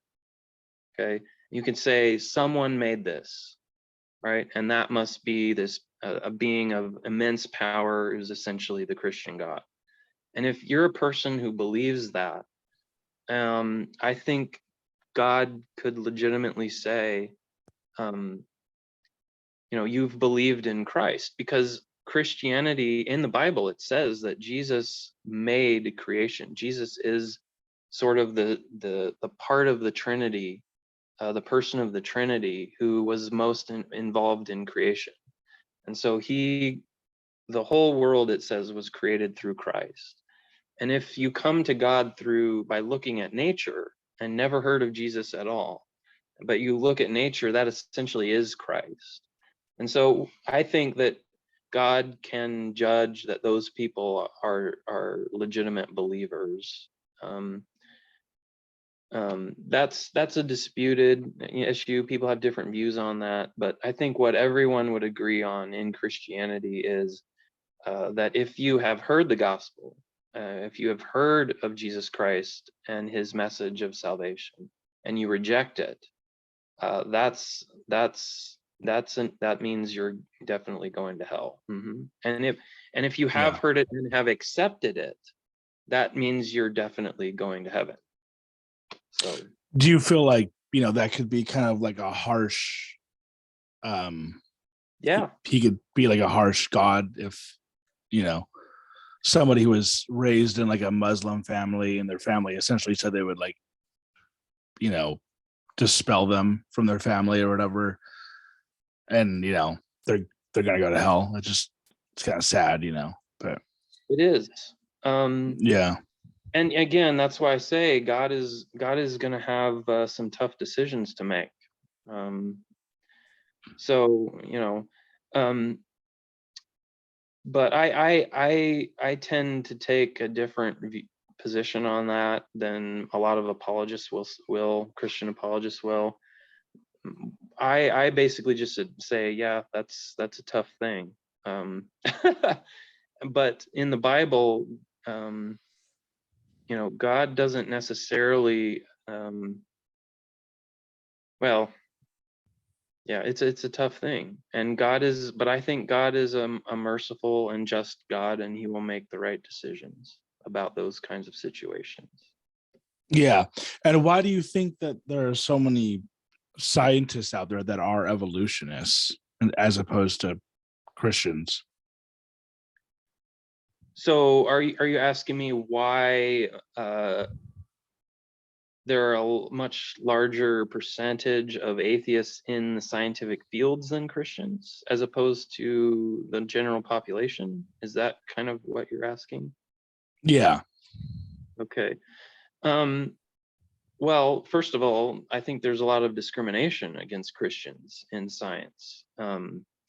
So, for example, when Francis Collins was appointed head of the National Institutes of Health by Barack Obama in 2009, Sam Harris, who's a big famous atheist, wrote an Yeah. article. I know Sam Harris well. Yeah. So he wrote an op-ed that was published in the New York Times arguing that Francis Collins should not be appointed head of the NIH because he was a Christian. And the NIH is the largest funder of basic scientific research in the world. I think they have a research budget of about $100 billion a year, if I remember right, something like that. And the NIH basically decides how to distribute all that money. And that money goes to scientists all over the world to pay for research. Okay. And so Harris was concerned that Collins, a Christian, was given the position in charge of the NIH because he was a Christian. And if you want, Harris published a longer version of that article on his website, and it's still there. And so he made a long argument about how because Christians believe in the magical sky daddy, or whatever what's that word, the flying spaghetti monsters, right? Because Christians believe in this thing that you can't verify, you can't see, they're not qualified to have positions of importance in science. And so there is definitely a lot of discrimination against Christians in science. And so that could be part of the reason. But if you went back historically, right, how did atheists come into the position where they had all this power within science, right? They didn't initially have it, right? So how was it that atheists got into that position? Well, there was a time in the late 19th century and early 20th century where atheistic scientific materialism was the dominant view among scientists. And there were reasons for that. They're complicated, but they're not coming from nothing, right? So I'm not going to say that atheists are liars or they're misrepresenting evidence, although individuals do sometimes, but that happens on both sides. Okay, so I generally think most of those people are honest people and they believe what they do for reasons. But the thing about science is it's always changing. And a view that could be well supported at one time or at one point in history might not be so well supported in another point in history, and vice versa. And so I think definitely science in general has trended towards theism since basically the middle of the 20th century. Before that, there was a lot of reasons to be an atheist if you were a scientist. But as to why they gained a lot of power in science, I think it's because around the time of World War II, this is when atheism was very dominant within science, just legitimately, where people who became scientists were often atheists because they felt the evidence lent itself to that. Sorry to cut you off, but was Einstein an atheist, or was he? I know he's Jewish, right? Well, he wasn't a religious Jew. He was an ethnic Jew. That's what I mean. Einstein is a little weird. He liked a guy named Spinoza, who was actually, I think Spinoza was some kind of, I'm going to get this wrong. I shouldn't say anything. Einstein sort of believed in God, but it wasn't the Judeo-Christian God. It was some. Was it kind of like a deism thing? But didn't a lot of the forefathers believe in deism? Some of them did. That's been exaggerated, but yeah, some of them did. Yeah. So like Benjamin Franklin. Yeah. So the point I was trying to make was, actually, I could show you a letter that Benjamin Franklin wrote to Thomas Paine telling him not to be an atheist. So deism is very different than atheism. But anyway, they still believe in God, but it's more of a God hands off. Started. Yeah, right. He created everything and then was just hands off. Yeah. Yeah. But there were really only a few of them among the founding generation. It's just that some of the most famous ones were deists, like Jefferson and Franklin. But a large number were traditional Christians, much more than deists. But anyway, the point I was trying to make was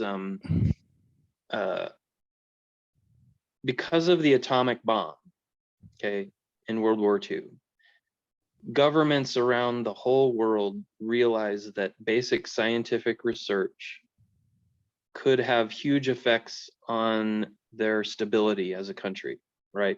If you don't have an atomic bomb, you're vulnerable to somebody who does. And so what ended up happening was, especially in the major powers like the Soviet Union and the United States, is governments started pouring more and more money into basic scientific research. And so after the post-war era, there was just tons and tons of money, public funds being poured into science.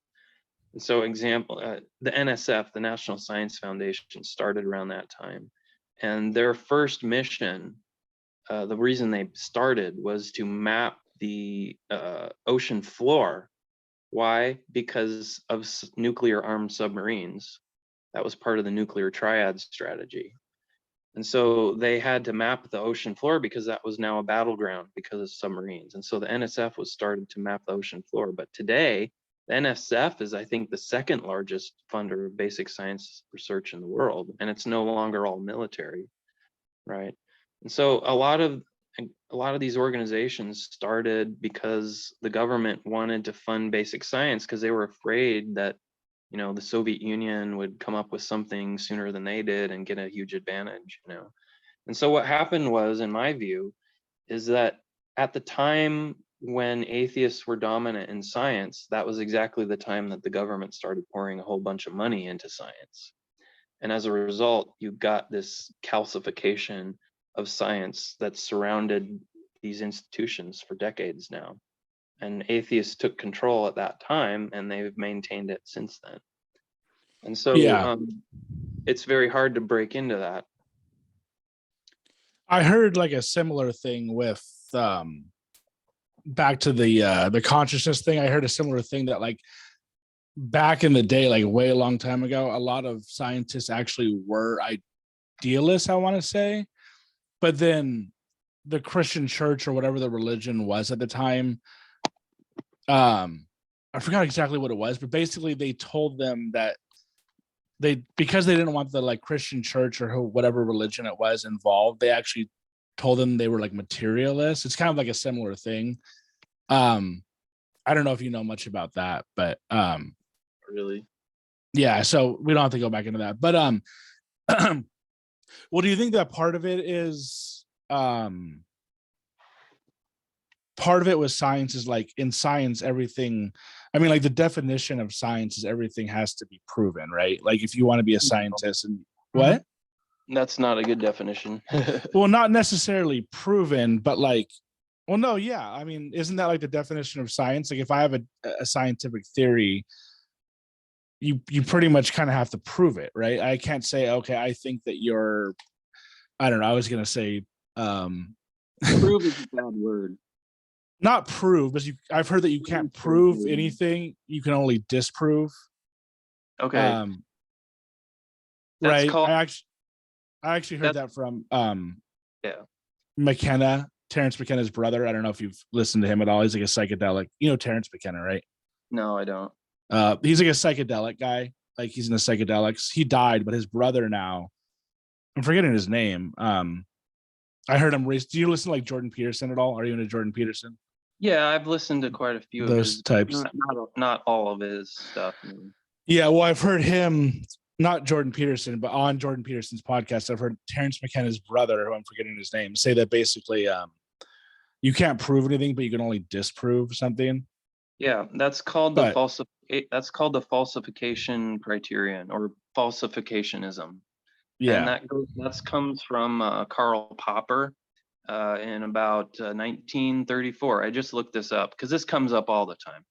I literally talk about this stuff every single day of my life. So, where do you talk about this stuff? Like on your YouTube channel or actually to other people or today mostly on social media, on Facebook and a little bit on Twitter now. Yeah. Reddit and stuff? Like you literally discuss theories and everything. I haven't done Reddit so much. That group where you found me, I want to get to that group a little bit more. I just haven't had the time recently. Have you debated at all on there or anywhere else? Or do you Not so mostly much talk with on people that Reddit. you agree with? What? Do you mostly talk with people you agree with on social media, or are you actually on there debating? You're debating people. I'm always looking for people I disagree with.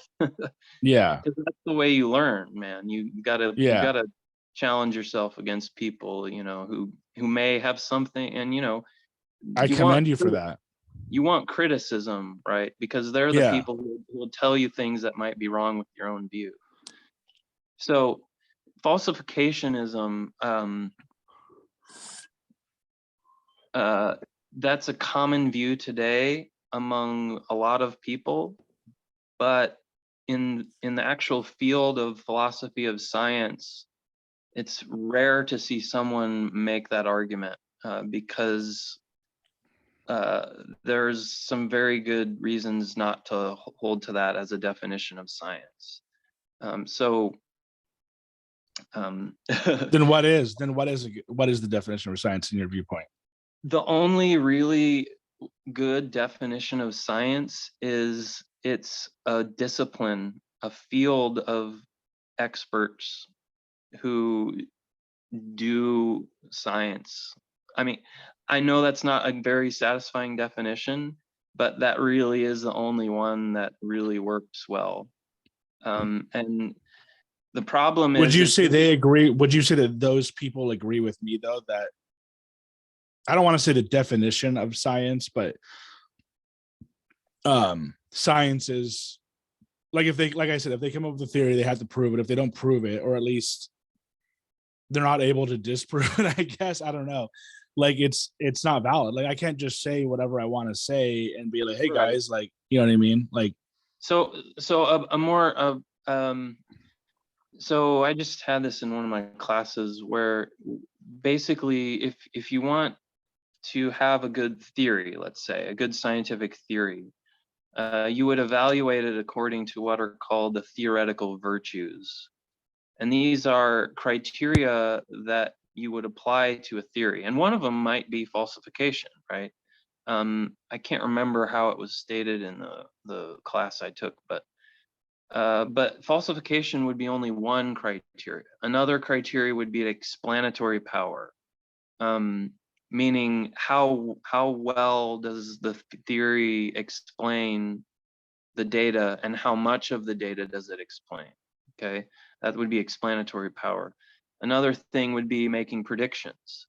Can you, from the theory, predict what should happen in a given situation, and then you go and you do the experiment that works out that situation, and the thing that the theory predicted would happen actually does happen, right? So that would be like isn't that like probably the most important thing that like physicists do, is predict what's going to happen, right? I mean, that's why so many things have worked or do work, is because of predictions, right?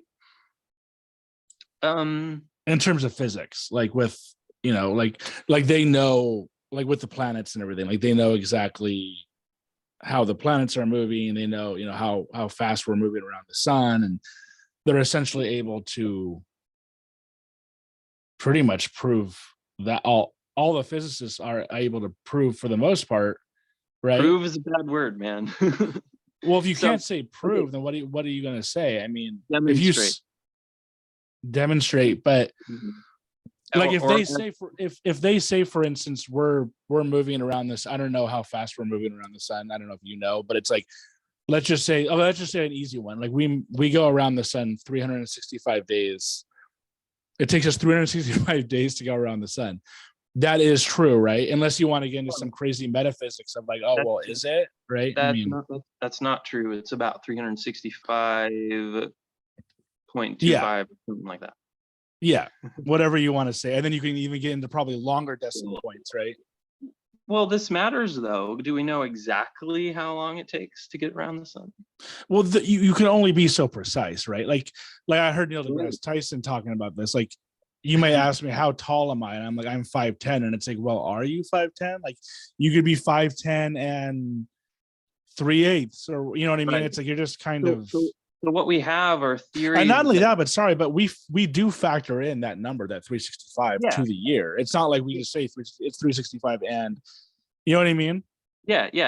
So I was just trying to make a little, it was maybe unfair, but so what we have, what I would say is a sophisticated philosophy of science view would be that what we have are models that are useful. In fact, the word theory is actually falling out of favor right now. Most philosophers of science would say model. And so what we have are models that are useful for things like making predictions, for things like making a calendar, right? Based on a 365-day year, and then add another day every fourth year. So that's a model, right? And it works with what we use, right? But here's the issue. So the way I would explain this is that there's the mathematics of a model, and then there's the reasoning behind the mathematics. Okay, and so let's say we want to compare Newton's theory of gravity with Einstein's theory of gravity. Okay, so Newton thought that gravity was a force that acts invisibly over long distances. Okay, and famously, when people asked him, well, how does that happen? How does, back then they were all Aristotelians, right? And so they thought that the only way a force could act on anything is by physically touching it, right? So the only way I could move something is to push it with my hand, right?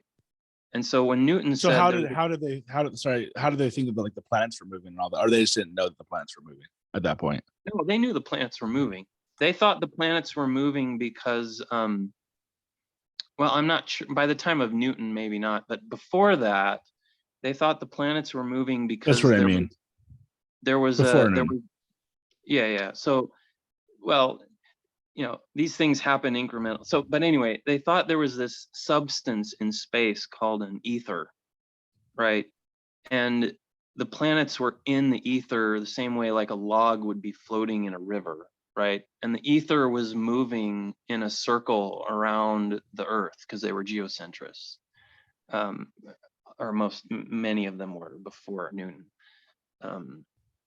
So they thought the ether was moving in a circle around the Earth, and it was sort of carrying the planets along like logs floating in a river. Okay, it's Yeah. very, very different from what we think today.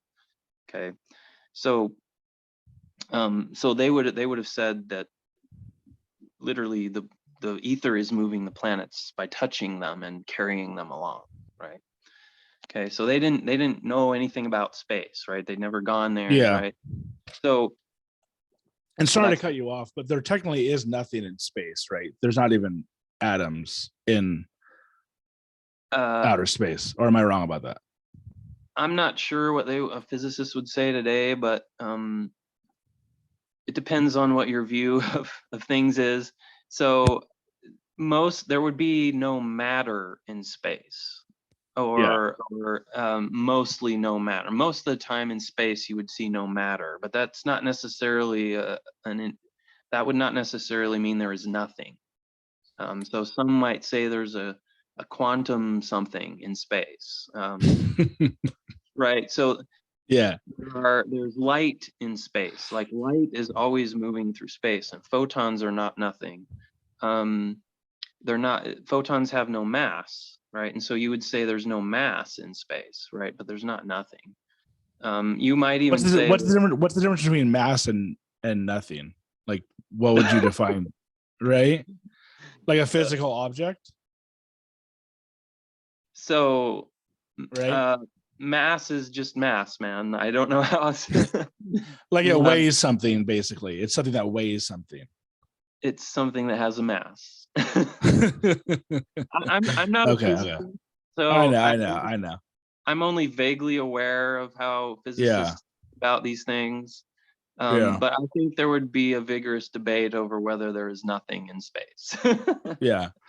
But when the best way for, and I'm not telling you what to do, but like when the best way for somebody like you to disprove them would be to almost learn about physics and learn about It science. depends. It And depends I on think what you do know a lot, but it depends on what I'm trying to disprove, man. yeah. So And I'm, I wanted to get into that. I was going to ask you later what exactly are you trying to do, but keep going with your thought. I don't want to cut you off with what you were about okay. to say. Well, what I was going on with before was I Yeah, was trying to explain the difference between a model and a model that works and is yeah. useful, and the ideas that are behind the model. And so when Newton figured out his model, his theory of gravity, he assumed that there was this force that acts at a distance. And that didn't necessarily make A spooky actions yes. at a distance, right? Yeah, Yeah. I know about that. Well, I've heard about it. that's a phrase that Einstein used in reference to Newton, I think. And so Okay. Einstein didn't like that, right? And so he proposed that gravity is not a force that acts at a distance. Actually, what it really is it's not even a thing at all. It's just there's a space-time geometry, right, that gets bent basically when there's a mass.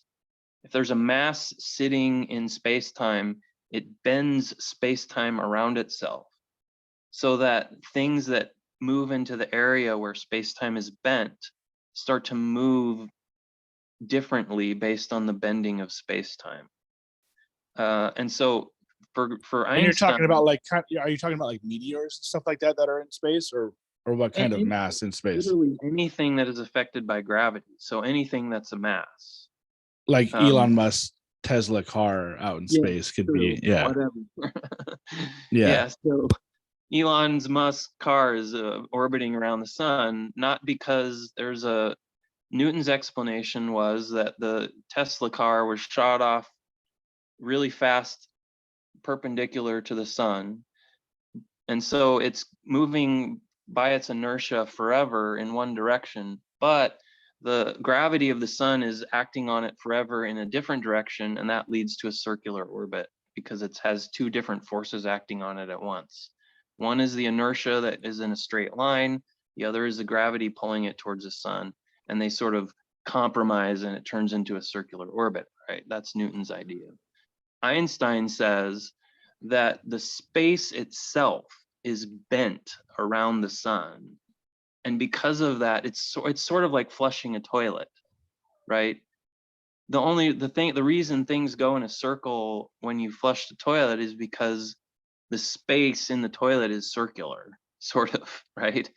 That's probably not a good analogy, but so the space time around the sun is bent, is shaped differently. It's curved because of the sun is so massive, and because space is literally three-dimensional space is curved, or actually four-dimensional space is curved, and that means that objects will move differently when they're in that gravity well, it's called. Okay, so the point is that these are extremely different conceptions of gravity. Okay, they're mutually exclusive. They can't both be true. It can't be simultaneously the case that Newton was right and Einstein is right. Okay, but here's the thing. The reason we go with Einstein's theory today is because it made the math that came from it makes more accurate predictions. Okay, so the question a philosopher of science has to ask themselves is, if I was living in Newton's time, okay, would I have believed that gravity was a force that acts at a distance? And the answer is almost certainly yes. Fast forward 200 years, now we believe that gravity is based on the curvature of space-time. Okay, but what about, there's a new physicist whose name is Eric Verlinde, who thinks that gravity is quantum entropy. And that's a completely different thing entirely, right? How do we know that 200 years in the future, Eric Verlinde's theory won't work out to make better predictions than Einstein's theory? We don't. Yeah. And so the question is, how do we know that Einstein was right about gravity, or that Newton was right, or that Verlinde is right? We don't. All we have are mathematical models that seem to make good predictions and are useful. Okay, so the idea of proving something in science is not really a good way to think about it. The idea is you can't prove that gravity is a force that acts at a distance, or is a feature of space-time, or is quantum entropy. What you can do is you can take mathematical models and make predictions based on them, but that doesn't prove that the ideas the models came from are true. Well, that was kind of my original point, right? Was that the main thing that physicists do is predict that their predictions are true. Like if you're a physicist and you come up with a prediction, well, accurate, exactly, accurate. If you're a physicist and you come up with a prediction about, the solar system or whatever, I think that, yeah, then and it works. It works for whatever you're doing. Then that's the main thing that they're doing. Like you said, they're not proving, like you said, they're not proving anything, because in 200 years we could find out that they're wrong. Do you think we'll ever get to a point where we will be able to find out the truth with technology and everything, with like AI and I'm you're probably, no. I'm assuming maybe like against tech and AI, right? I don't know, being a Christian, not against it, but I'm not against doing that. The answer to your question is no. I don't think there will ever be a time where we have everything correctly figured out.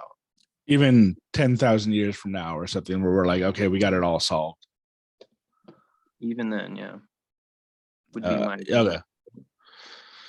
Okay. No, I see your point. That's a big point that people bring up, is 1,000 years ago we thought we were correct, and then 500 years ago we thought we were correct, and today we think we're correct, and it's like we're never really fully correct. And yeah, so getting back to the definition of science, that's kind of what started all this, right? The 20th century philosophy of science really started in the early 20th century, and the whole point of it was to try and define science and say, if we can define science with a definition like falsification or something else, we can say, here are the things that count as science, and here are the things that don't count as science. And we can demarcate, right?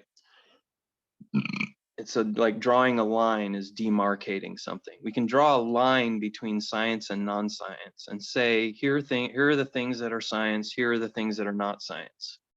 The problem is that every single definition of science that they tried over many decades, all of them failed, because you could always find something, some example that all scientists were like, yes, this is science, that didn't fit the definition. And that was the case with whatever definition you used. And this is called the demarcation problem. And it has yet to be solved. So to this day, we don't have a definition of science that can, in every case, to everyone's satisfaction, define what things are science and what things are not science. Okay. And that's why I said at the beginning of all this that the best definition of science that we have is it's a discipline. It's a community of people who are experts in their field, who are the ones who will say, hey, we're using Einstein's theory of general relativity to model gravity right now because it's the best we have. Right. And that's what they would say if they're sophisticated about it. They wouldn't say, we can prove this is true, or even we can prove it's not true, or even we could prove other theories are not true. They would say, this is the best explanation of the data that we have right now. And do you think that they would, yeah, and do you think that they themselves would have, like someone like Sean Carroll or Neil deGrasse Tyson would admit to that? They would admit to what we have isn't truth, but it's working for the time being? So Tyson, from what I know of him, is probably what's called, Tyson does not have a sophisticated philosophy of science, from what I can tell. Okay. So you don't have to have a sophisticated philosophy of science to be a good scientist. So most scientists are some form of old-fashioned realist, or even Tyson, I don't know him well enough, but there are still lots of scientists who are logical positivists, essentially, which is, almost a century out of date. So in answer to your question, it depends on what their view of philosophy of science is, or if they have one. If they're not sophisticated, if they haven't studied the issue, they would probably talk about it the same way you are. They would probably say, no, my theory is this, our current theories of whatever are absolutely correct, they're true. But that's because I don't think they've thought about it enough. But a more sophisticated, I think Carroll is a bit more sophisticated intellectually, so I'd be interested to know what he would think about it, about all this. I would be interested to see his position on it. So yeah, I don't know it, so it depends on the individual, is what I'm trying to say. So. Yeah, I mean, I would think that. I mean, they seem like smart enough people to be like, hey, this might not be like, I don't even absolute truth or whatever, but this is the best we got for now. I mean, just based on, they seem to be like somewhat, I don't want to say humble, but they seem to be somewhat like honest people when I listen to them. Like they'll admit like if they don't know something or whatever. So I would think that they would be honest about it, but I would who hope. knows? I would hope Yeah. that, but it's not so much about honesty. It's more about how much you've thought about something. And if you're a scientist, I'm sure they've thought about it a lot though, right? I'm being scientists, I'm sure they've thought about this type of thing a lot. Philosophy of science is a different field than science itself. So it's not necessarily true. You can, like I said, you can be an accomplished physicist and not be a very good philosopher. It's possible. So an example would be Stephen Hawking, right? Stephen Hawking, nobody doubts that he was a great physicist. But, he would say things publicly in his books, like the famous one is like, because gravity exists, the universe can create itself from nothing. That's something that Stephen Hawking said, but that is nonsense. Gravity is not nothing,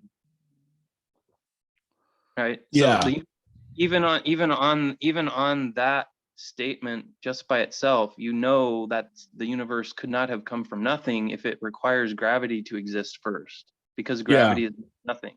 So you you would think that someone as smart as Hawking would know that that doesn't make much sense, right? But he said it. So, Yeah, I've it's also read I read one of his books, and the history of the universe or whatever it was. I don't know if you know about that one.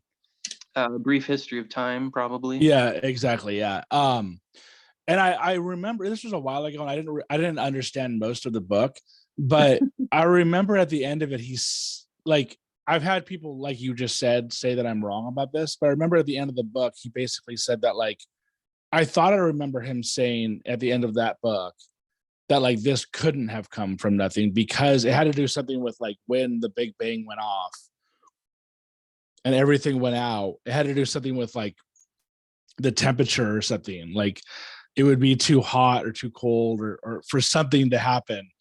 And I brought that up to other people, and they're like, "No, you're wrong. Like, he is an atheist or whatever." But I don't know. I haven't read that book, so all I know yeah, is some of the statements that I remember from like probably articles I've read about him.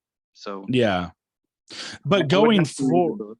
But going forward, do you feel like we're headed towards, like, the way that I look at things is that I view society as getting, at least mainly America, but other countries too, as getting smarter and smarter and smarter, definitely more technologically advanced. And whether you can say that's absolute truth or not, you can definitely say that we, like, are improving as a society. I think a lot of people, most people out there say our society is turning to shit because of all the political stuff going on. But would you say that we are getting at least smarter and smarter? It's kind of a weird way to put it also, because it's like maybe not smarter, but like maybe the best way to put it might be more technologically advanced. And what's your outlook on, I'm really interested in what you just talked about, physics, even though I don't know much about it, and AI and tech in general. Do you feel like we're moving in a good direction, or do you think that we're actually kind of maybe moving in a bad direction? Because you could argue that we're moving like a kind of like away from Christianity, right? But what are your thoughts on the future of the future of all humanity. Yeah. So, yeah, um, so what you said, you made a distinction, right? Not necessarily smarter, but more technologically advanced, right? And I think there's a lot of distinctions that could be made just like that. I do think that we are getting smarter, and that's mainly because of the internet. Because it's like, if I want to know something, and this has to do with technologically advanced, like, if I want to know something, I can just Google it, and you can say, "Oh, well, that might be wrong," but at least I'm probably going to get like um, I don't want to say the best answer, but at least like the answer that most people agree with on Google, as opposed to like 500 years ago, 100 years ago, just not knowing anything, not being able to communicate with anybody. Like you said, you're able to go on Facebook or wherever else and communicate with people that disagree with you and try and like sort out ideas. So that's happening all the time, every day, and I think that's a good thing as opposed to a bad thing. But people do disagree with me and say, "Oh no, it's bad because there's so much contention and arguing and everything." No, I totally agree with you. I love the internet for exactly that reason, right? I can just go, even though Wikipedia has a clear bias against some of my views, right? I still use it all the time. And I go there to find out, okay, what is it that a large number of people have decided, like mutually agreed upon, that we're going to put in this article, right? And it gives you so much information that people, Why do you think they disagree with you? Like, why do you think companies like Wikipedia and Google and YouTube and well, it disagree goes with your viewpoint? it goes back to some of the things we were talking about earlier. Yeah. But also the education system. People are taught this sort of secular narrative of billions of years ago, these things happened in such and such an order, and they're not taught the alternative. And so most of them think that, well, if you're a young earth creationist, you're just as dumb as the person who thinks that 2 + 2 = 5, because they were taught it in school, that this is the one right answer, right? And what I've sort of been trying to, I guess this is sort of tangential to the philosophy of science stuff, is to say that, science is not like math. There isn't usually not one right answer. There is maybe in some cases we can identify a best answer, but we can't know that it's the right answer. And in many cases, there might not be a best answer. And in other cases, like in my case, we disagree on what the best answer is. And those disagreements are legitimate, is all I'm trying to say. And so you can have legitimate disagreements on differences of opinion on certain scientific topics. And most people are taught that that's not possible, that there is only one right answer in science, and anybody who disagrees with that is an idiot. And that's most of the people I end up talking to. Okay. And so, and what inevitably happens is I will try to engage people on scientific details, and I will try to go through a discussion just like what we've gone through to explain, how that is. It's not necessarily the case that there's always one right answer in science, but that's the way science is taught in elementary school and high school. And there's been Supreme Court cases that have limited the way what public school teachers can teach in science. And those are the rules of our society, and that's it excludes certain views and promotes others. Well, I think part of that is because of, like, you as a Christian probably wants to just teach Christianity, but I think part of the rule, I don't really know, but part of the rulings probably comes down to, like, you're not only going to have Christians in your classroom, you're going to have Jewish people, you're going to have Muslims, you're going to have Mormons, and obviously each one of them wants to teach their religion. What they could do is, like, give all the options, which I think is actually might be the best case, is be like, okay, there's Christianity out there, there's Judaism, there's all these different options, and lay them out. I actually didn't even go to a public school, so I don't really know what they're teaching. I pretty much went to Christian school most of my life. I do think they should teach religion. I do think they probably have religious classes, right? Like a class on religion. But hold on one second. I have to go to the bathroom. Is that all right? Yeah, sure. I'll be quick.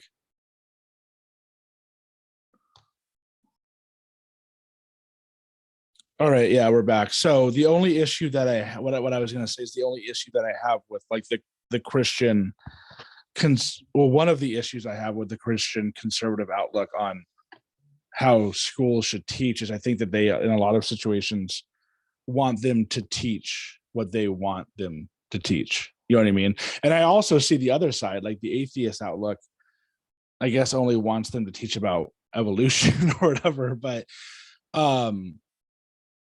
yeah. So do you agree with that? That it's like there's kind of like a problem there with so many different ideals and religions out there to teach one?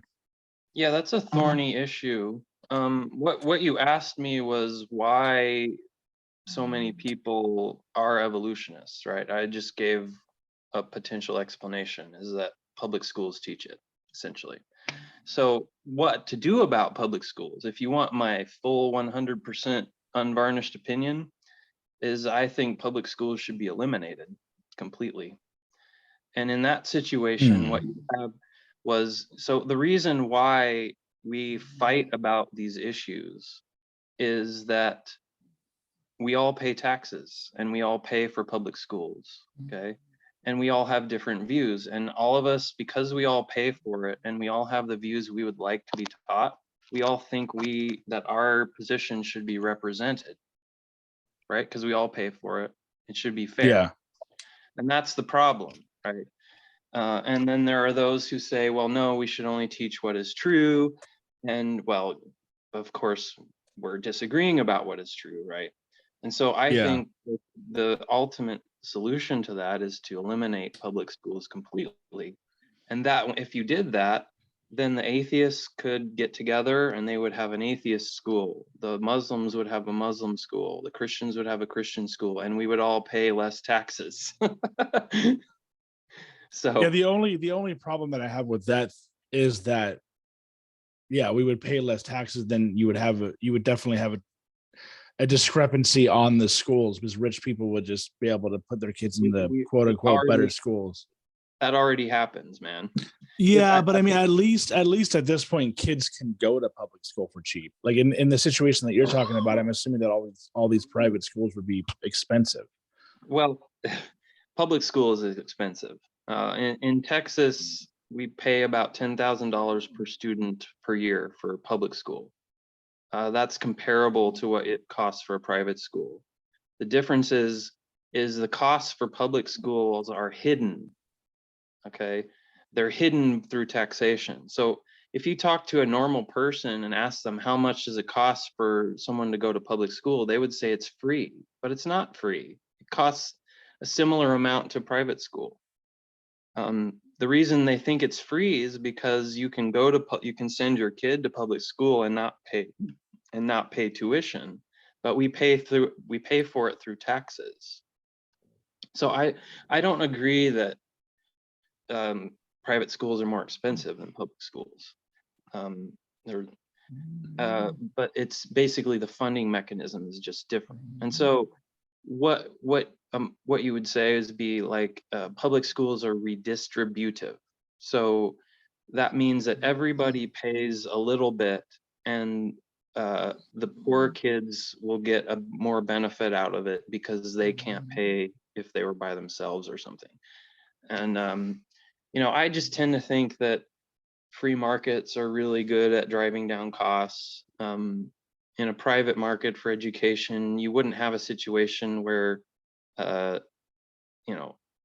there wouldn't be rich people giving money to help poor kids go to school. We already see that happen. Like Mark Zuckerberg gave like $100 billion to New Jersey public schools or something. You would have funds and you would have scholarships to help poor kids go to school. But the other issue is that we don't see poor kids getting a good education in the public school system anyway. And here in Dallas, you have the South Lake district, which is really rich, and they spend like $60 million on a football stadium because the parents are rich and they give money to the schools. They pay more taxes because they pay for the schools through property taxes in Texas. And so because the properties are worth more, the houses are worth more because it's a rich neighborhood, they pay more taxes and the schools are richer. But if you go to South Dallas, it's a mess. Yeah.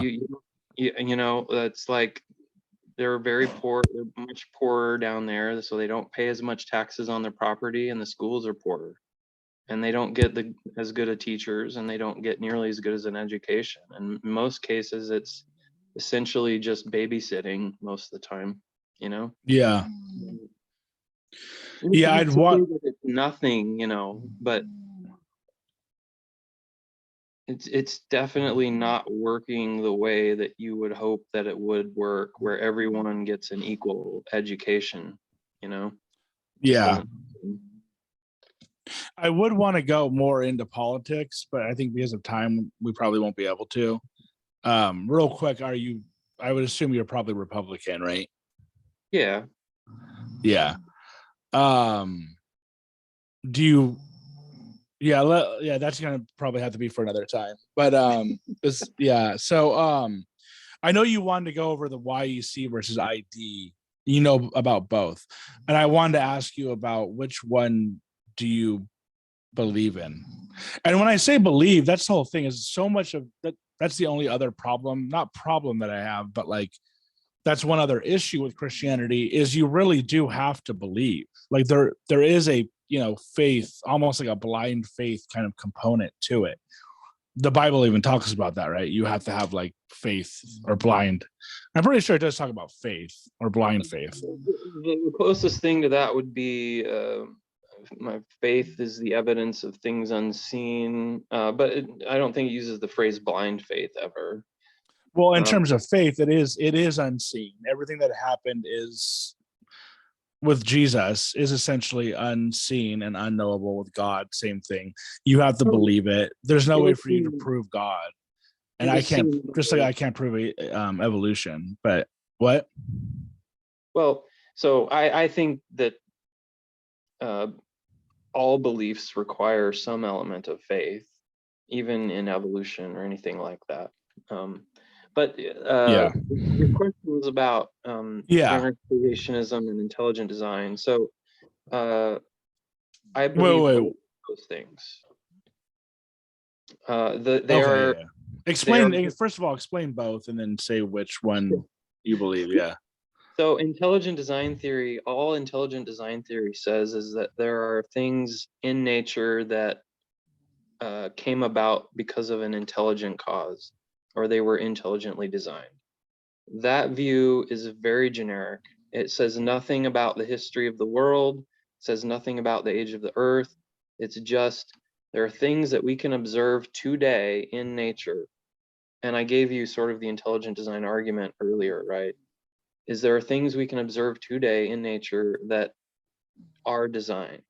That's 100% compatible with young earth creationism, which says that the Bible is or especially Genesis, is a historically accurate history of the world. And that means that God created everything roughly 6,000 years ago based on the genealogies in Genesis and other histories that connect to it. And so he created most everything in the first 6 days of creation, 6 24-hour days. And that's essentially young earth creationism. Okay, that's 100% compatible with intelligent design theory, because we would just say, well, God intelligently designed everything 6,000 years ago in 6 days, right? Now, there are other intelligent design theorists who are not young earth creationists. So they would say that they would have some other scenario, but they would agree with the basic tenet of design theory, which says things are designed.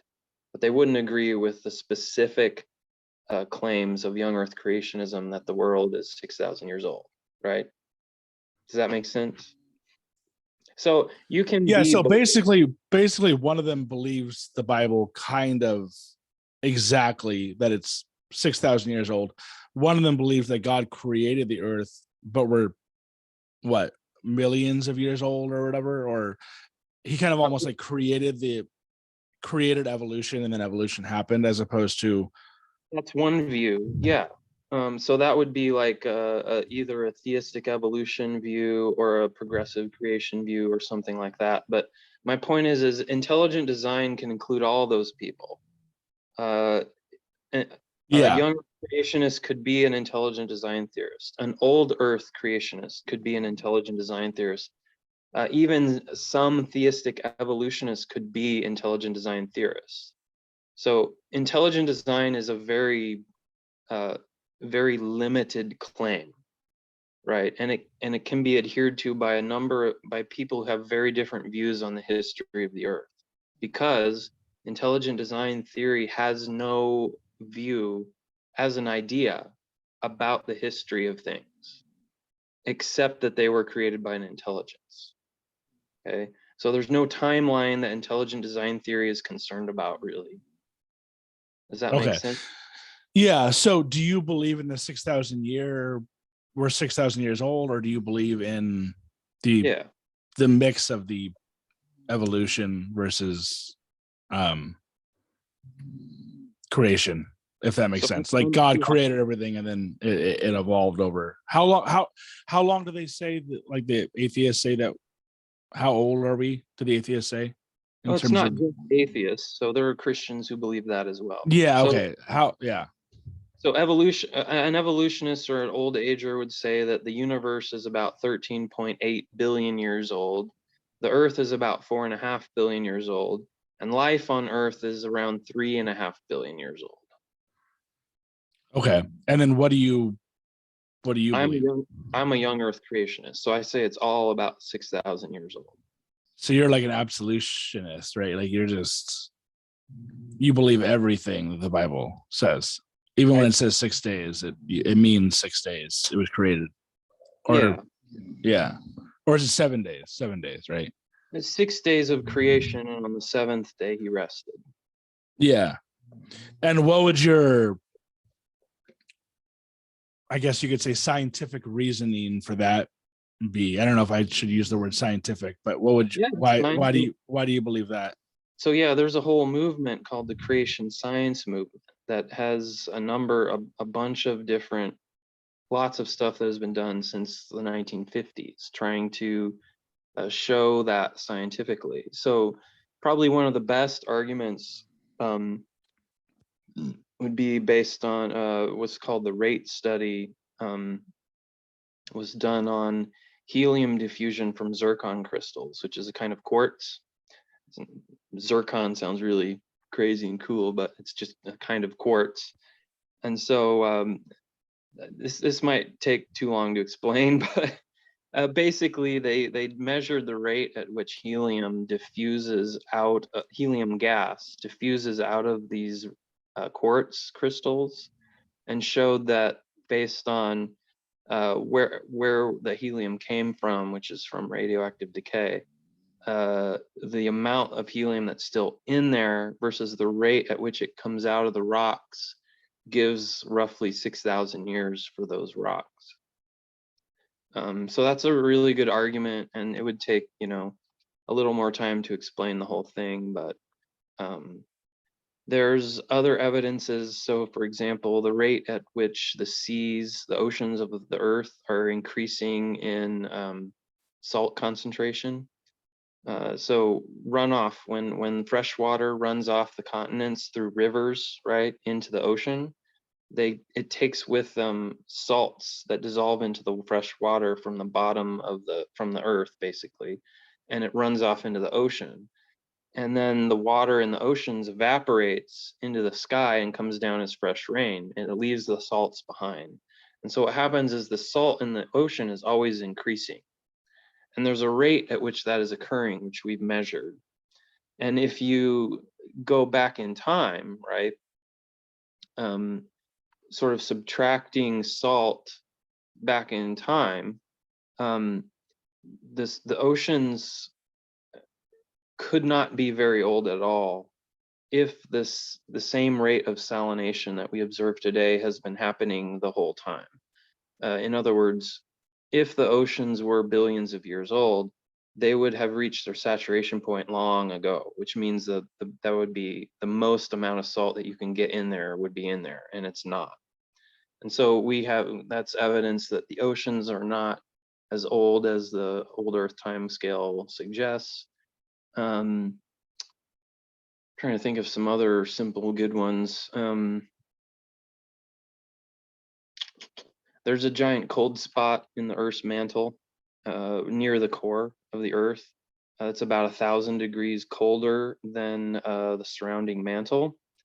And if the mantle was around and that cold spot was there for billions of years, the temperature would have equilibrated over that time. And so the mantle should all be the same basic temperature, but it's not.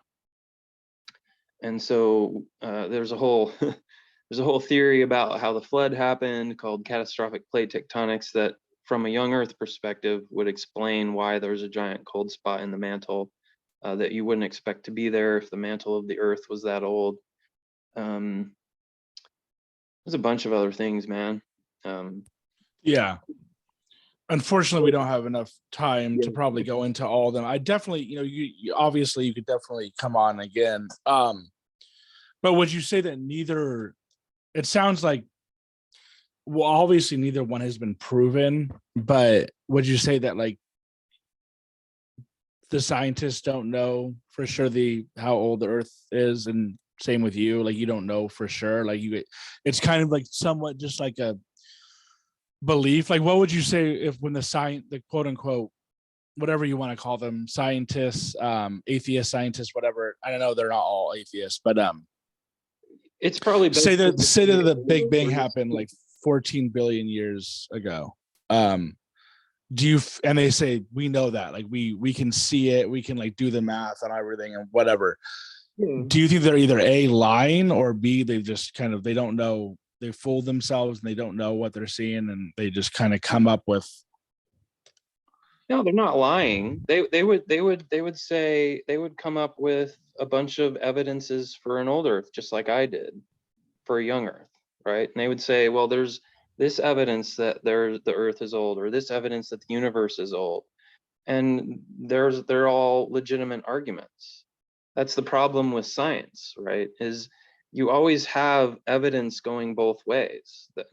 And this is another kind of popular misconception about science. Is I talk to people all the time, and they say, well, all the evidence says evolution is true. No, it doesn't. Some evidence suggests evolution might be true. Some evidence suggests it might not be. There's always evidence both ways for almost every theory you can name, even theories that I would agree with, like, relativity or quantum mechanics are really good theories, right? But there's always reasons why you might not think they might be true. And so uh, they're not lying and they're not being dishonest. They just have a different opinion. They have assessed the evidence that they've looked at, and they've come to the conclusion that they have, probably Yeah. honestly. And Yeah. I looked at the same evidence, and I would argue that young Earth creationists usually know more evidence than old Earthers do, because we're force fed the old Earth evidence, right? So everybody knows that, because you can't go through a science education without knowing that. But young Earthers often get evidence the other way that most old Earthers have never heard. And so we would look at the evidence and we would come to a different conclusion. Yeah. There's legitimate differences of opinion are possible in science. Yeah. I actually just, that debate evolution subreddit, like it just popped up saying, how do you explain the apostles' martyrdom? Do you know what they mean by that? Not certain, no. I'm only bringing it up because it literally just like popped up on my screen as we're talking. That's where I found you, was the debate evolution thing. But do There you is even an know what they're argument. referring to about the apostles' martyrdom? I don't. There's an argument that would come from the Christian side that says Christianity must be true because the apostles gave their lives for it, right? And so why would Yeah. you give your life for something that you knew was a lie? So it's basically Yeah. an argument. It's basically an argument that the apostles were not lying about what they saw. They claimed they saw. Yeah. Makes sense. Why would you, if the only criteria for you to not be crucified by the Romans, like they say Peter was crucified upside down, is to reject Christ, and you all along knew that Christ did not rise from the dead and that you were lying about it, right? Why wouldn't you just say, okay, fine, I give, right? Don't kill me, please. Yeah. Right? That's probably what they mean. Yeah. That's probably what they're talking about. Yeah. So the only answer to that would be that it's just not true, and it didn't happen, right? Like the only answer to disprove Would be that they were it. sincerely wrong. They believed it, but they were just wrong in their Well, belief. not only that, but like the Bible just is like the same as Harry Potter, where it just never happened, right? Like, well, there's people who believe that like whatever they say happened in the Bible didn't really happen. Like there's Well, scientists, I'm some of sure, they can't, it. because you can't prove that it actually happened. You can prove that it was written down in a book, but it's like you can't prove Well, that it actually happened. there are lots of things that are recorded in the Bible. Some of them are corroborated by non-biblical sources. So, and that's what apologists do, is they would make arguments. Okay, here's this thing that happened in the Bible. Like I'm thinking of the first, like in chapter 2 of Luke, I want to say, where there's a whole series there where Luke says, in the time of Quirinius of such and such, and he's talking about leaders of certain Roman provinces, right? And those can be corroborated through non-biblical historical sources. And there's all kinds of things like that in the Bible. And so I don't know of anybody who says that the Bible is like Harry Potter. Nobody takes that view. No, I think there probably are, because if everything happened in the Bible as it was written, everything was. That's why.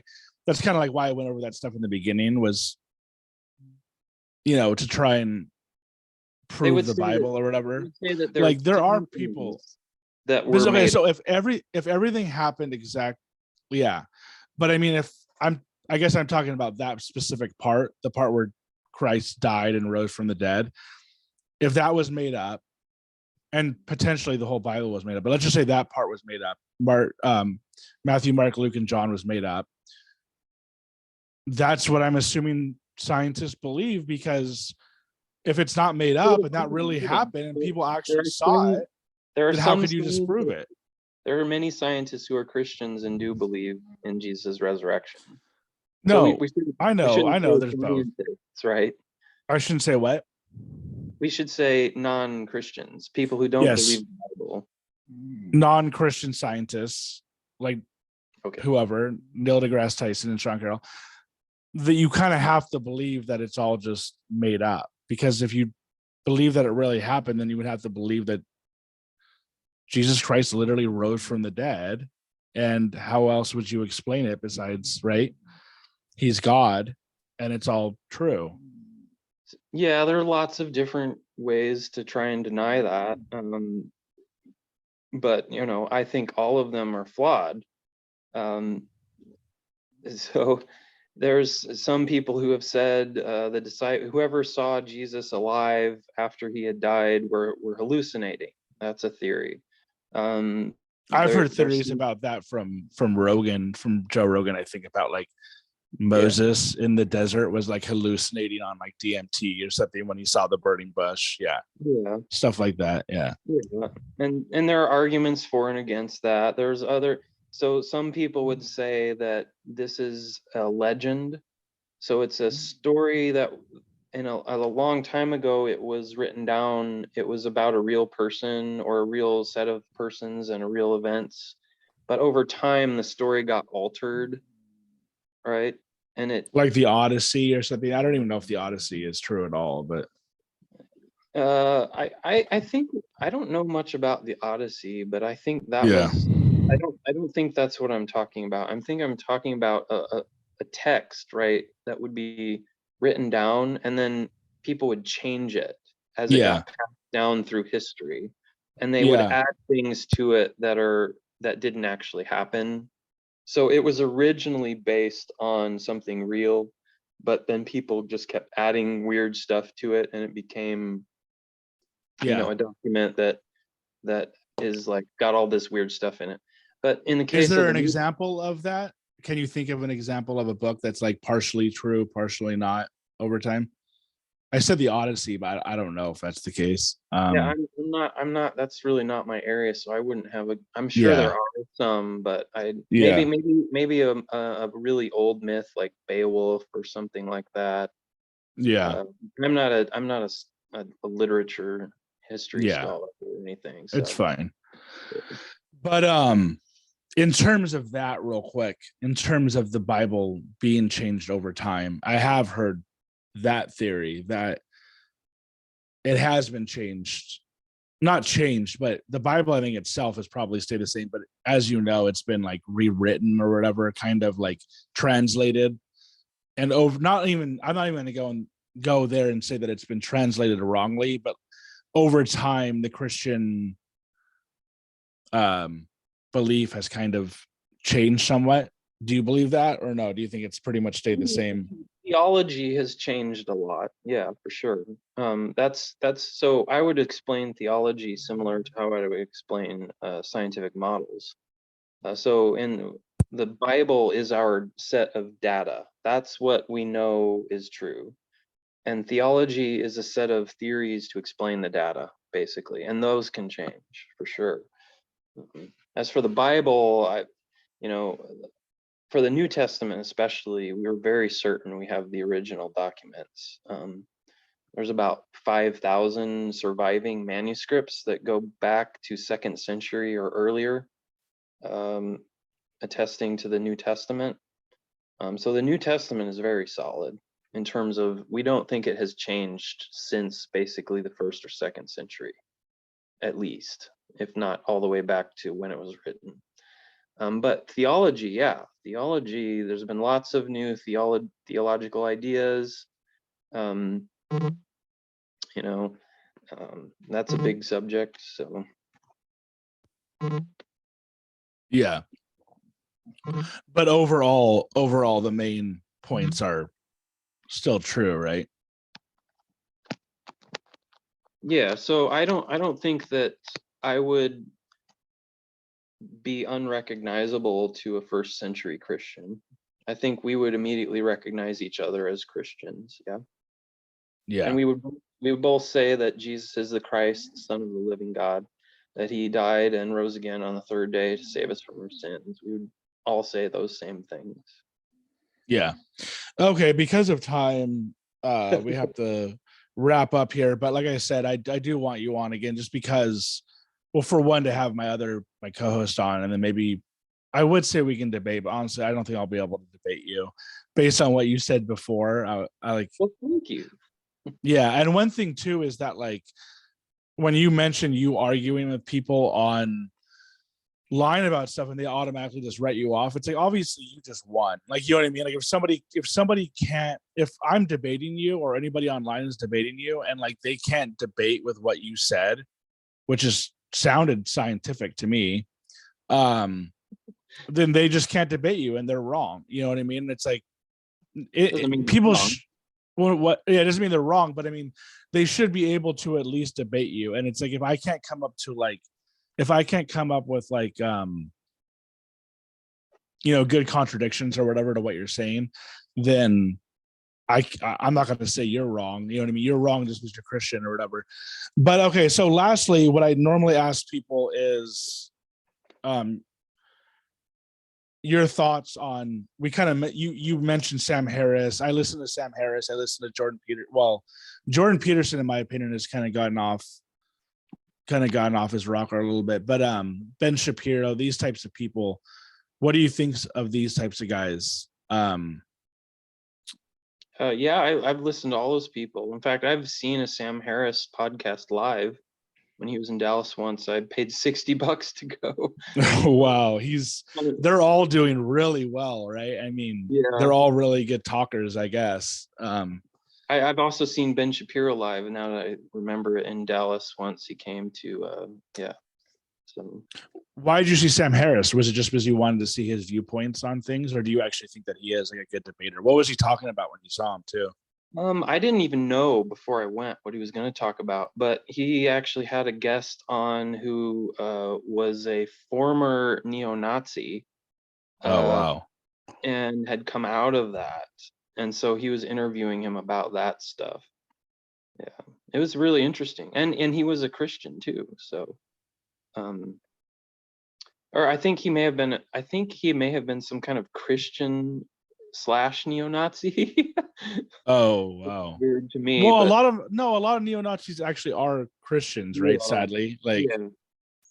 or Yeah, at least they claim they are. Yeah. Yeah.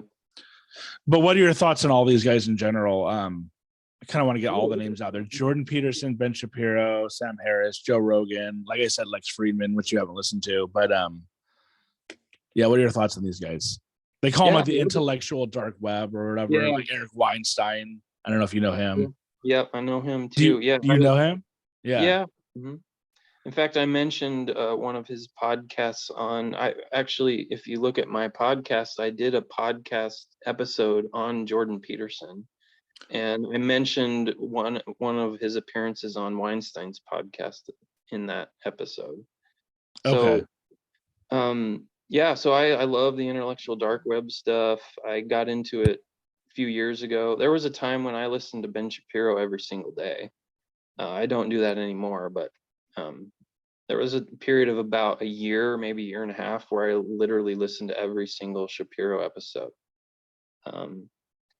I've listened to tons of Jordan Peterson stuff on YouTube, especially. Love it. You think it's all good then? So as far as Jordan Peterson goes, do you believe that he actually? I don't. I can't tell if he actually is like a Christian who believes in all of it, or if he just kind of like likes to talk about the Bible. Would you say that he is a devout Christian, or He's definitely not a Christian. He's oh, an okay, atheist. so he's not. Oh yeah. So he's an atheist who believes that you should like follow the Bible. As he's one of those guys that I was talking about. Like he doesn't believe in the Bible per se, that it all happened exactly, but he has YouTube videos on why you Yeah. should follow the Bible, right? He's one of those guys. He's basically a modern day Nietzsche who is trying to, instead of what Nietzsche did, trying to salvage something from Christianity, instead of Nietzsche's version of we should have these, Ubermenschen who just decide what morality is and we all follow them, right? That was Nietzsche's only real solution to not being He Christian anymore. was saying we should have what? Uber? Ubermenschen, German for Superman or Overman. What is that? Um, it was Nietzsche's answer to the question of where morality would go after Christianity was gone. And so the idea would be we would just have these people who would rise up and they'd be these leaders and they would just have this supreme courage to say, I don't have reasons. This is right. This is wrong. And then a bunch of people would just follow them. Right. And that's how morality would be decided, is these Ubermenschen. That was sort of Nietzsche's version. And so I That think seems kind of like a weird version it is of very weird. yeah. And Jordan Peterson is very aware of that history. And I think what he is trying to do is trying to come up with a kind of triangulation between what he thinks is salvageable from the Bible without believing that it's all true, right? He's trying to go to this like deeper truth, right? Of stuff that's concepts that are in there that we can take out of it, right? And sort of triangulate it with a sort of evolutionary account of morality, and sort of I really think what he's really trying to do is he's in his own mind is he's trying to come up with a synthesis of atheism and Christianity, and he's having a hard time. But you nevertheless still like the guy, like you nevertheless still agree with him. I love listening to him. He's so interesting to listen to. I don't know what it Yeah. is, but there's a reason he's popular, right? Maybe it's Yeah. because he's so honest and he's like clearly putting everything that he thinks out there, like without holding anything back. There's something very attractive about someone like that. So, but yeah, It I don't. seems like it seems like it can be like a little bit mean spirited, mostly on Twitter. What I see he posts on Twitter, I'm like, that seems kind of like a little mean spirited, even though you can say it's like quote unquote honest, because it's like, okay, Yeah, I I don't don't. really care what you think about if some girl's like ugly or fat or you know what I mean. It's like Yeah, that's just mean. I haven't got on Twitter until very, very recent, like literally when Elon Musk took over. I'm like, I'll check out Twitter.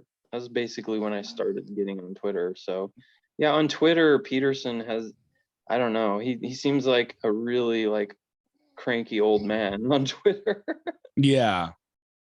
And it's like I understand that you're like speaking your truth, but maybe it doesn't need to be said, you know. But yeah. So what about Sam Harris? You'll definitely like Lex Friedman, I think, if you check him out. I think you'll be into him. Yeah, I definitely saw some topics that I was interested in. So, but it's just there's too many podcasts, man. So little time. Sam Yeah. Harris. So yeah, he is definitely. I don't know as much about him as Peterson, um, but I think of him in the same. He's sort of a cross between Richard Dawkins and Peterson. So Harris, I know you know this, but he was like one of the four horsemen of the new atheism or whatever. It was him, him, Dawkins, Hitchens and Daniel Dennett. Hitchens. And Yeah. then, so, but of those four, Harris is about the only one who's moved to a position where he thinks that morality is objective. And so Harris is actually the one who's trying to say that the morality, which I believe God put into every human being when he created us, right? The moral conscience. Harris is, I think, identifying that and saying that comes objectively from evolutionary theory, which is better, in my opinion, than saying that there is no such thing as objective morality and it's all an illusion, right? So that's a positive thing I could say about Harris, is he's at least trying to salvage morality. Yeah, well, let's just say that, like, Christianity went away or whatever. Let's just say I know people who aren't Christian, but they are moral people. Like, don't you still think that, like, I know Jordan Peterson's whole thing is that he's trying to salvage Christianity and take out from it what, morality or whatever. But it's like, I still know a ton of people who aren't Christian, but they're still, very moral people. So it's like, how would you explain that? You think it's just kind of like a cultural thing? Yeah. From Christianity that's kind of. Yeah, I mean, I think there's a good distinction to be made between what an evangelical would call a born-again Christian, someone whose name is written in the Lamb's Book of Life, who's going to be in heaven, right? Someone who has accepted Christ, and what we'd call a cultural Christian, which is someone like Jordan Peterson.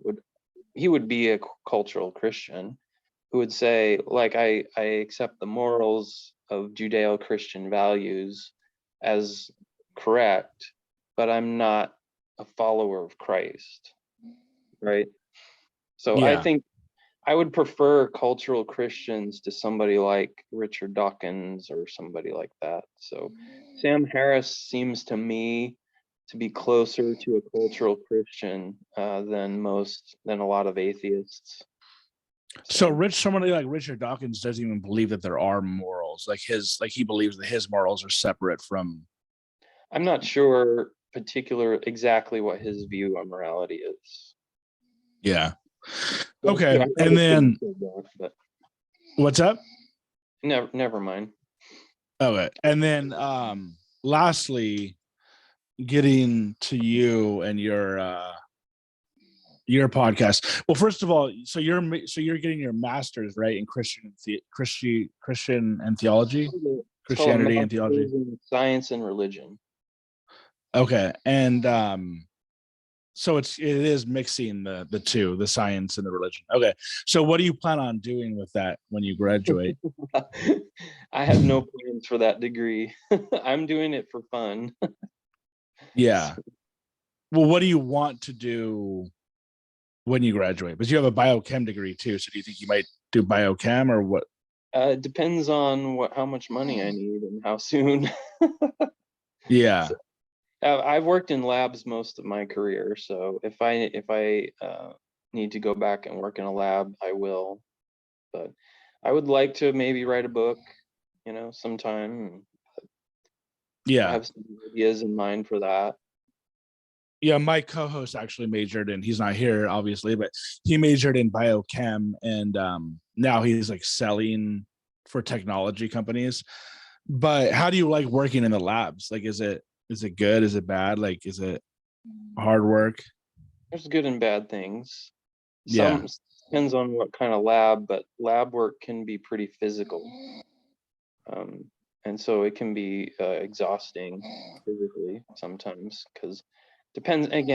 My last job in the lab was pretty intensive physically, because we had, timelines that we had to meet and stuff like that. So that's kind of interesting. I didn't know that it would be like that physical. Are you like kind of like creating the pills and stuff, like creating like the medicine that people take in the labs? Is that what? One of my jobs, I was involved with that. Yeah. So the first job after college, I worked at a pharmaceutical plant. But mostly when you work in the lab, as opposed to the production plant, you're testing the product to make sure that they made it correctly before you send it out the door. Usually, that's called an analytical lab. Because the last thing you'd want to do is send out like a bad product, right? Right. Yeah. So they always test it, So Okay, so lastly, yeah, plug your podcast, and then also if there's any other podcasts, movies, TV shows, or music, anything that you'd want to plug out there that you like, let me know. Sure. Yeah. So once again, my podcast is called Macrophage Strategy. It's on Spotify and most of the other platforms. So as a TV show, I'd love to plug a TV show called The Chosen. It's a show about Jesus's life, and it is really good. Most Christian movies and shows are not good. This one is really good. And they started out completely crowdfunded, but they are now pushing into some of the platforms. So the first season of The Chosen is now on Netflix. It's on Amazon Prime and on a few other places that you can watch it, but you can always watch it for free on their app. So I would definitely recommend checking that out. And sometimes they put episodes in the theaters too, like very recent, just like last week. They might still even be in some theaters. The first 2 episodes of season 3 they put into theaters and made like 13 million or something box office. So Yeah, I've heard of that one. Yeah, that's a really good one. So I'd really recommend that one. Beyond that, I've got all kinds of.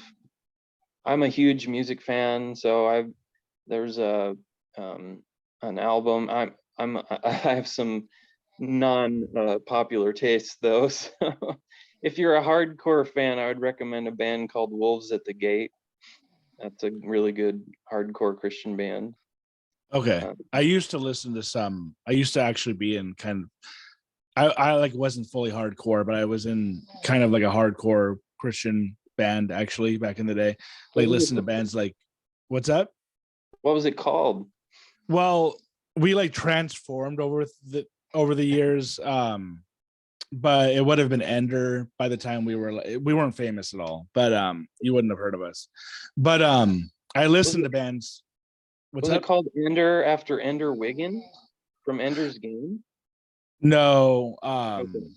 we had some kind of like random reasons to call it Ender. I don't even know why the singer, but like we were like at one point we were like ska, then pop punk, and then like emo, and then like screamo, and then eventually they wanted to go just full hardcore because that was like in at the time. Yeah. But I listened to bands like I don't know if you've heard like Norma Jean. Yep. Yeah, and Under Oath. Yep. And all those types of like Christian, like Project 86. I don't know if you know them. Oh yeah. So yeah, Project 86 has their last album coming out soon. Okay. They've announced a double album, and the first one is coming out February 15th. They just released the first single from it like 3 days ago. Is it good? It's awesome. Their last 2 albums sucked, but man, this one sounds like it's going to be really good. So, and they actually have a lot of people from Norma Jean like working on it with them, I think is what I heard.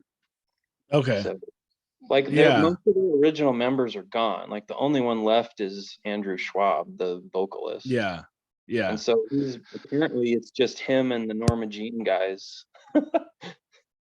Yeah. Like, didn't he go to like, I want to say he went to like Biola or something in one of those schools? Andrew? Yeah. I have no idea. I don't know. Yeah. Because one of my teachers at my Christian school that I went to, I think it was like roommates with him at one of these Christian colleges. I may have been Biola. No idea. Yeah. I wouldn't surprise me. He's pretty solid. Yeah. And so yeah, we were kind of in that scene, like POD. We we played one big show. It was POD headline, I think Project 86 was there. It was this big Christian festival. But yeah, Ben, it was good having you on. And I feel like there's a lot more we can get into. So if you want to come back on, let me know. I'm definitely interested in like the science, like the physics side that you were talking about. And also obviously also the Christian side too. But I learned a lot from you. So thanks for coming on, and hopefully it wasn't too long. It's okay. I like conversations that are long. I was on a 3-hour one earlier. It should be coming out soon. So yeah, but it was real fun, Micah. I would definitely love to come back. You're Micah, right? Loftman? Yeah, yeah. Was it earlier today you were on it for 3 hours? No, a couple well actually it was like 3 months ago. Okay. But yeah, I definitely like that. So Yeah, let me know. And then do you also have guests on your podcast? not yet, but I am planning at least 2 that have said they might want to come on. So And as of right now, is it just you talking? Like, yeah, for now, yeah. all right, cool. Cool. That's cool that you have one, I'll definitely check it out. But yeah, thanks again for coming on, and I'll hit you up after on Reddit, and I'll check out your podcast and everything else. Yeah, I'll send you my email so we don't have to communicate on Reddit because I'm not really on there consistently. So Yeah, it's not yeah. a good way to communicate. All right, thanks, man. Thanks, guys, for listening. See you next time. Yeah.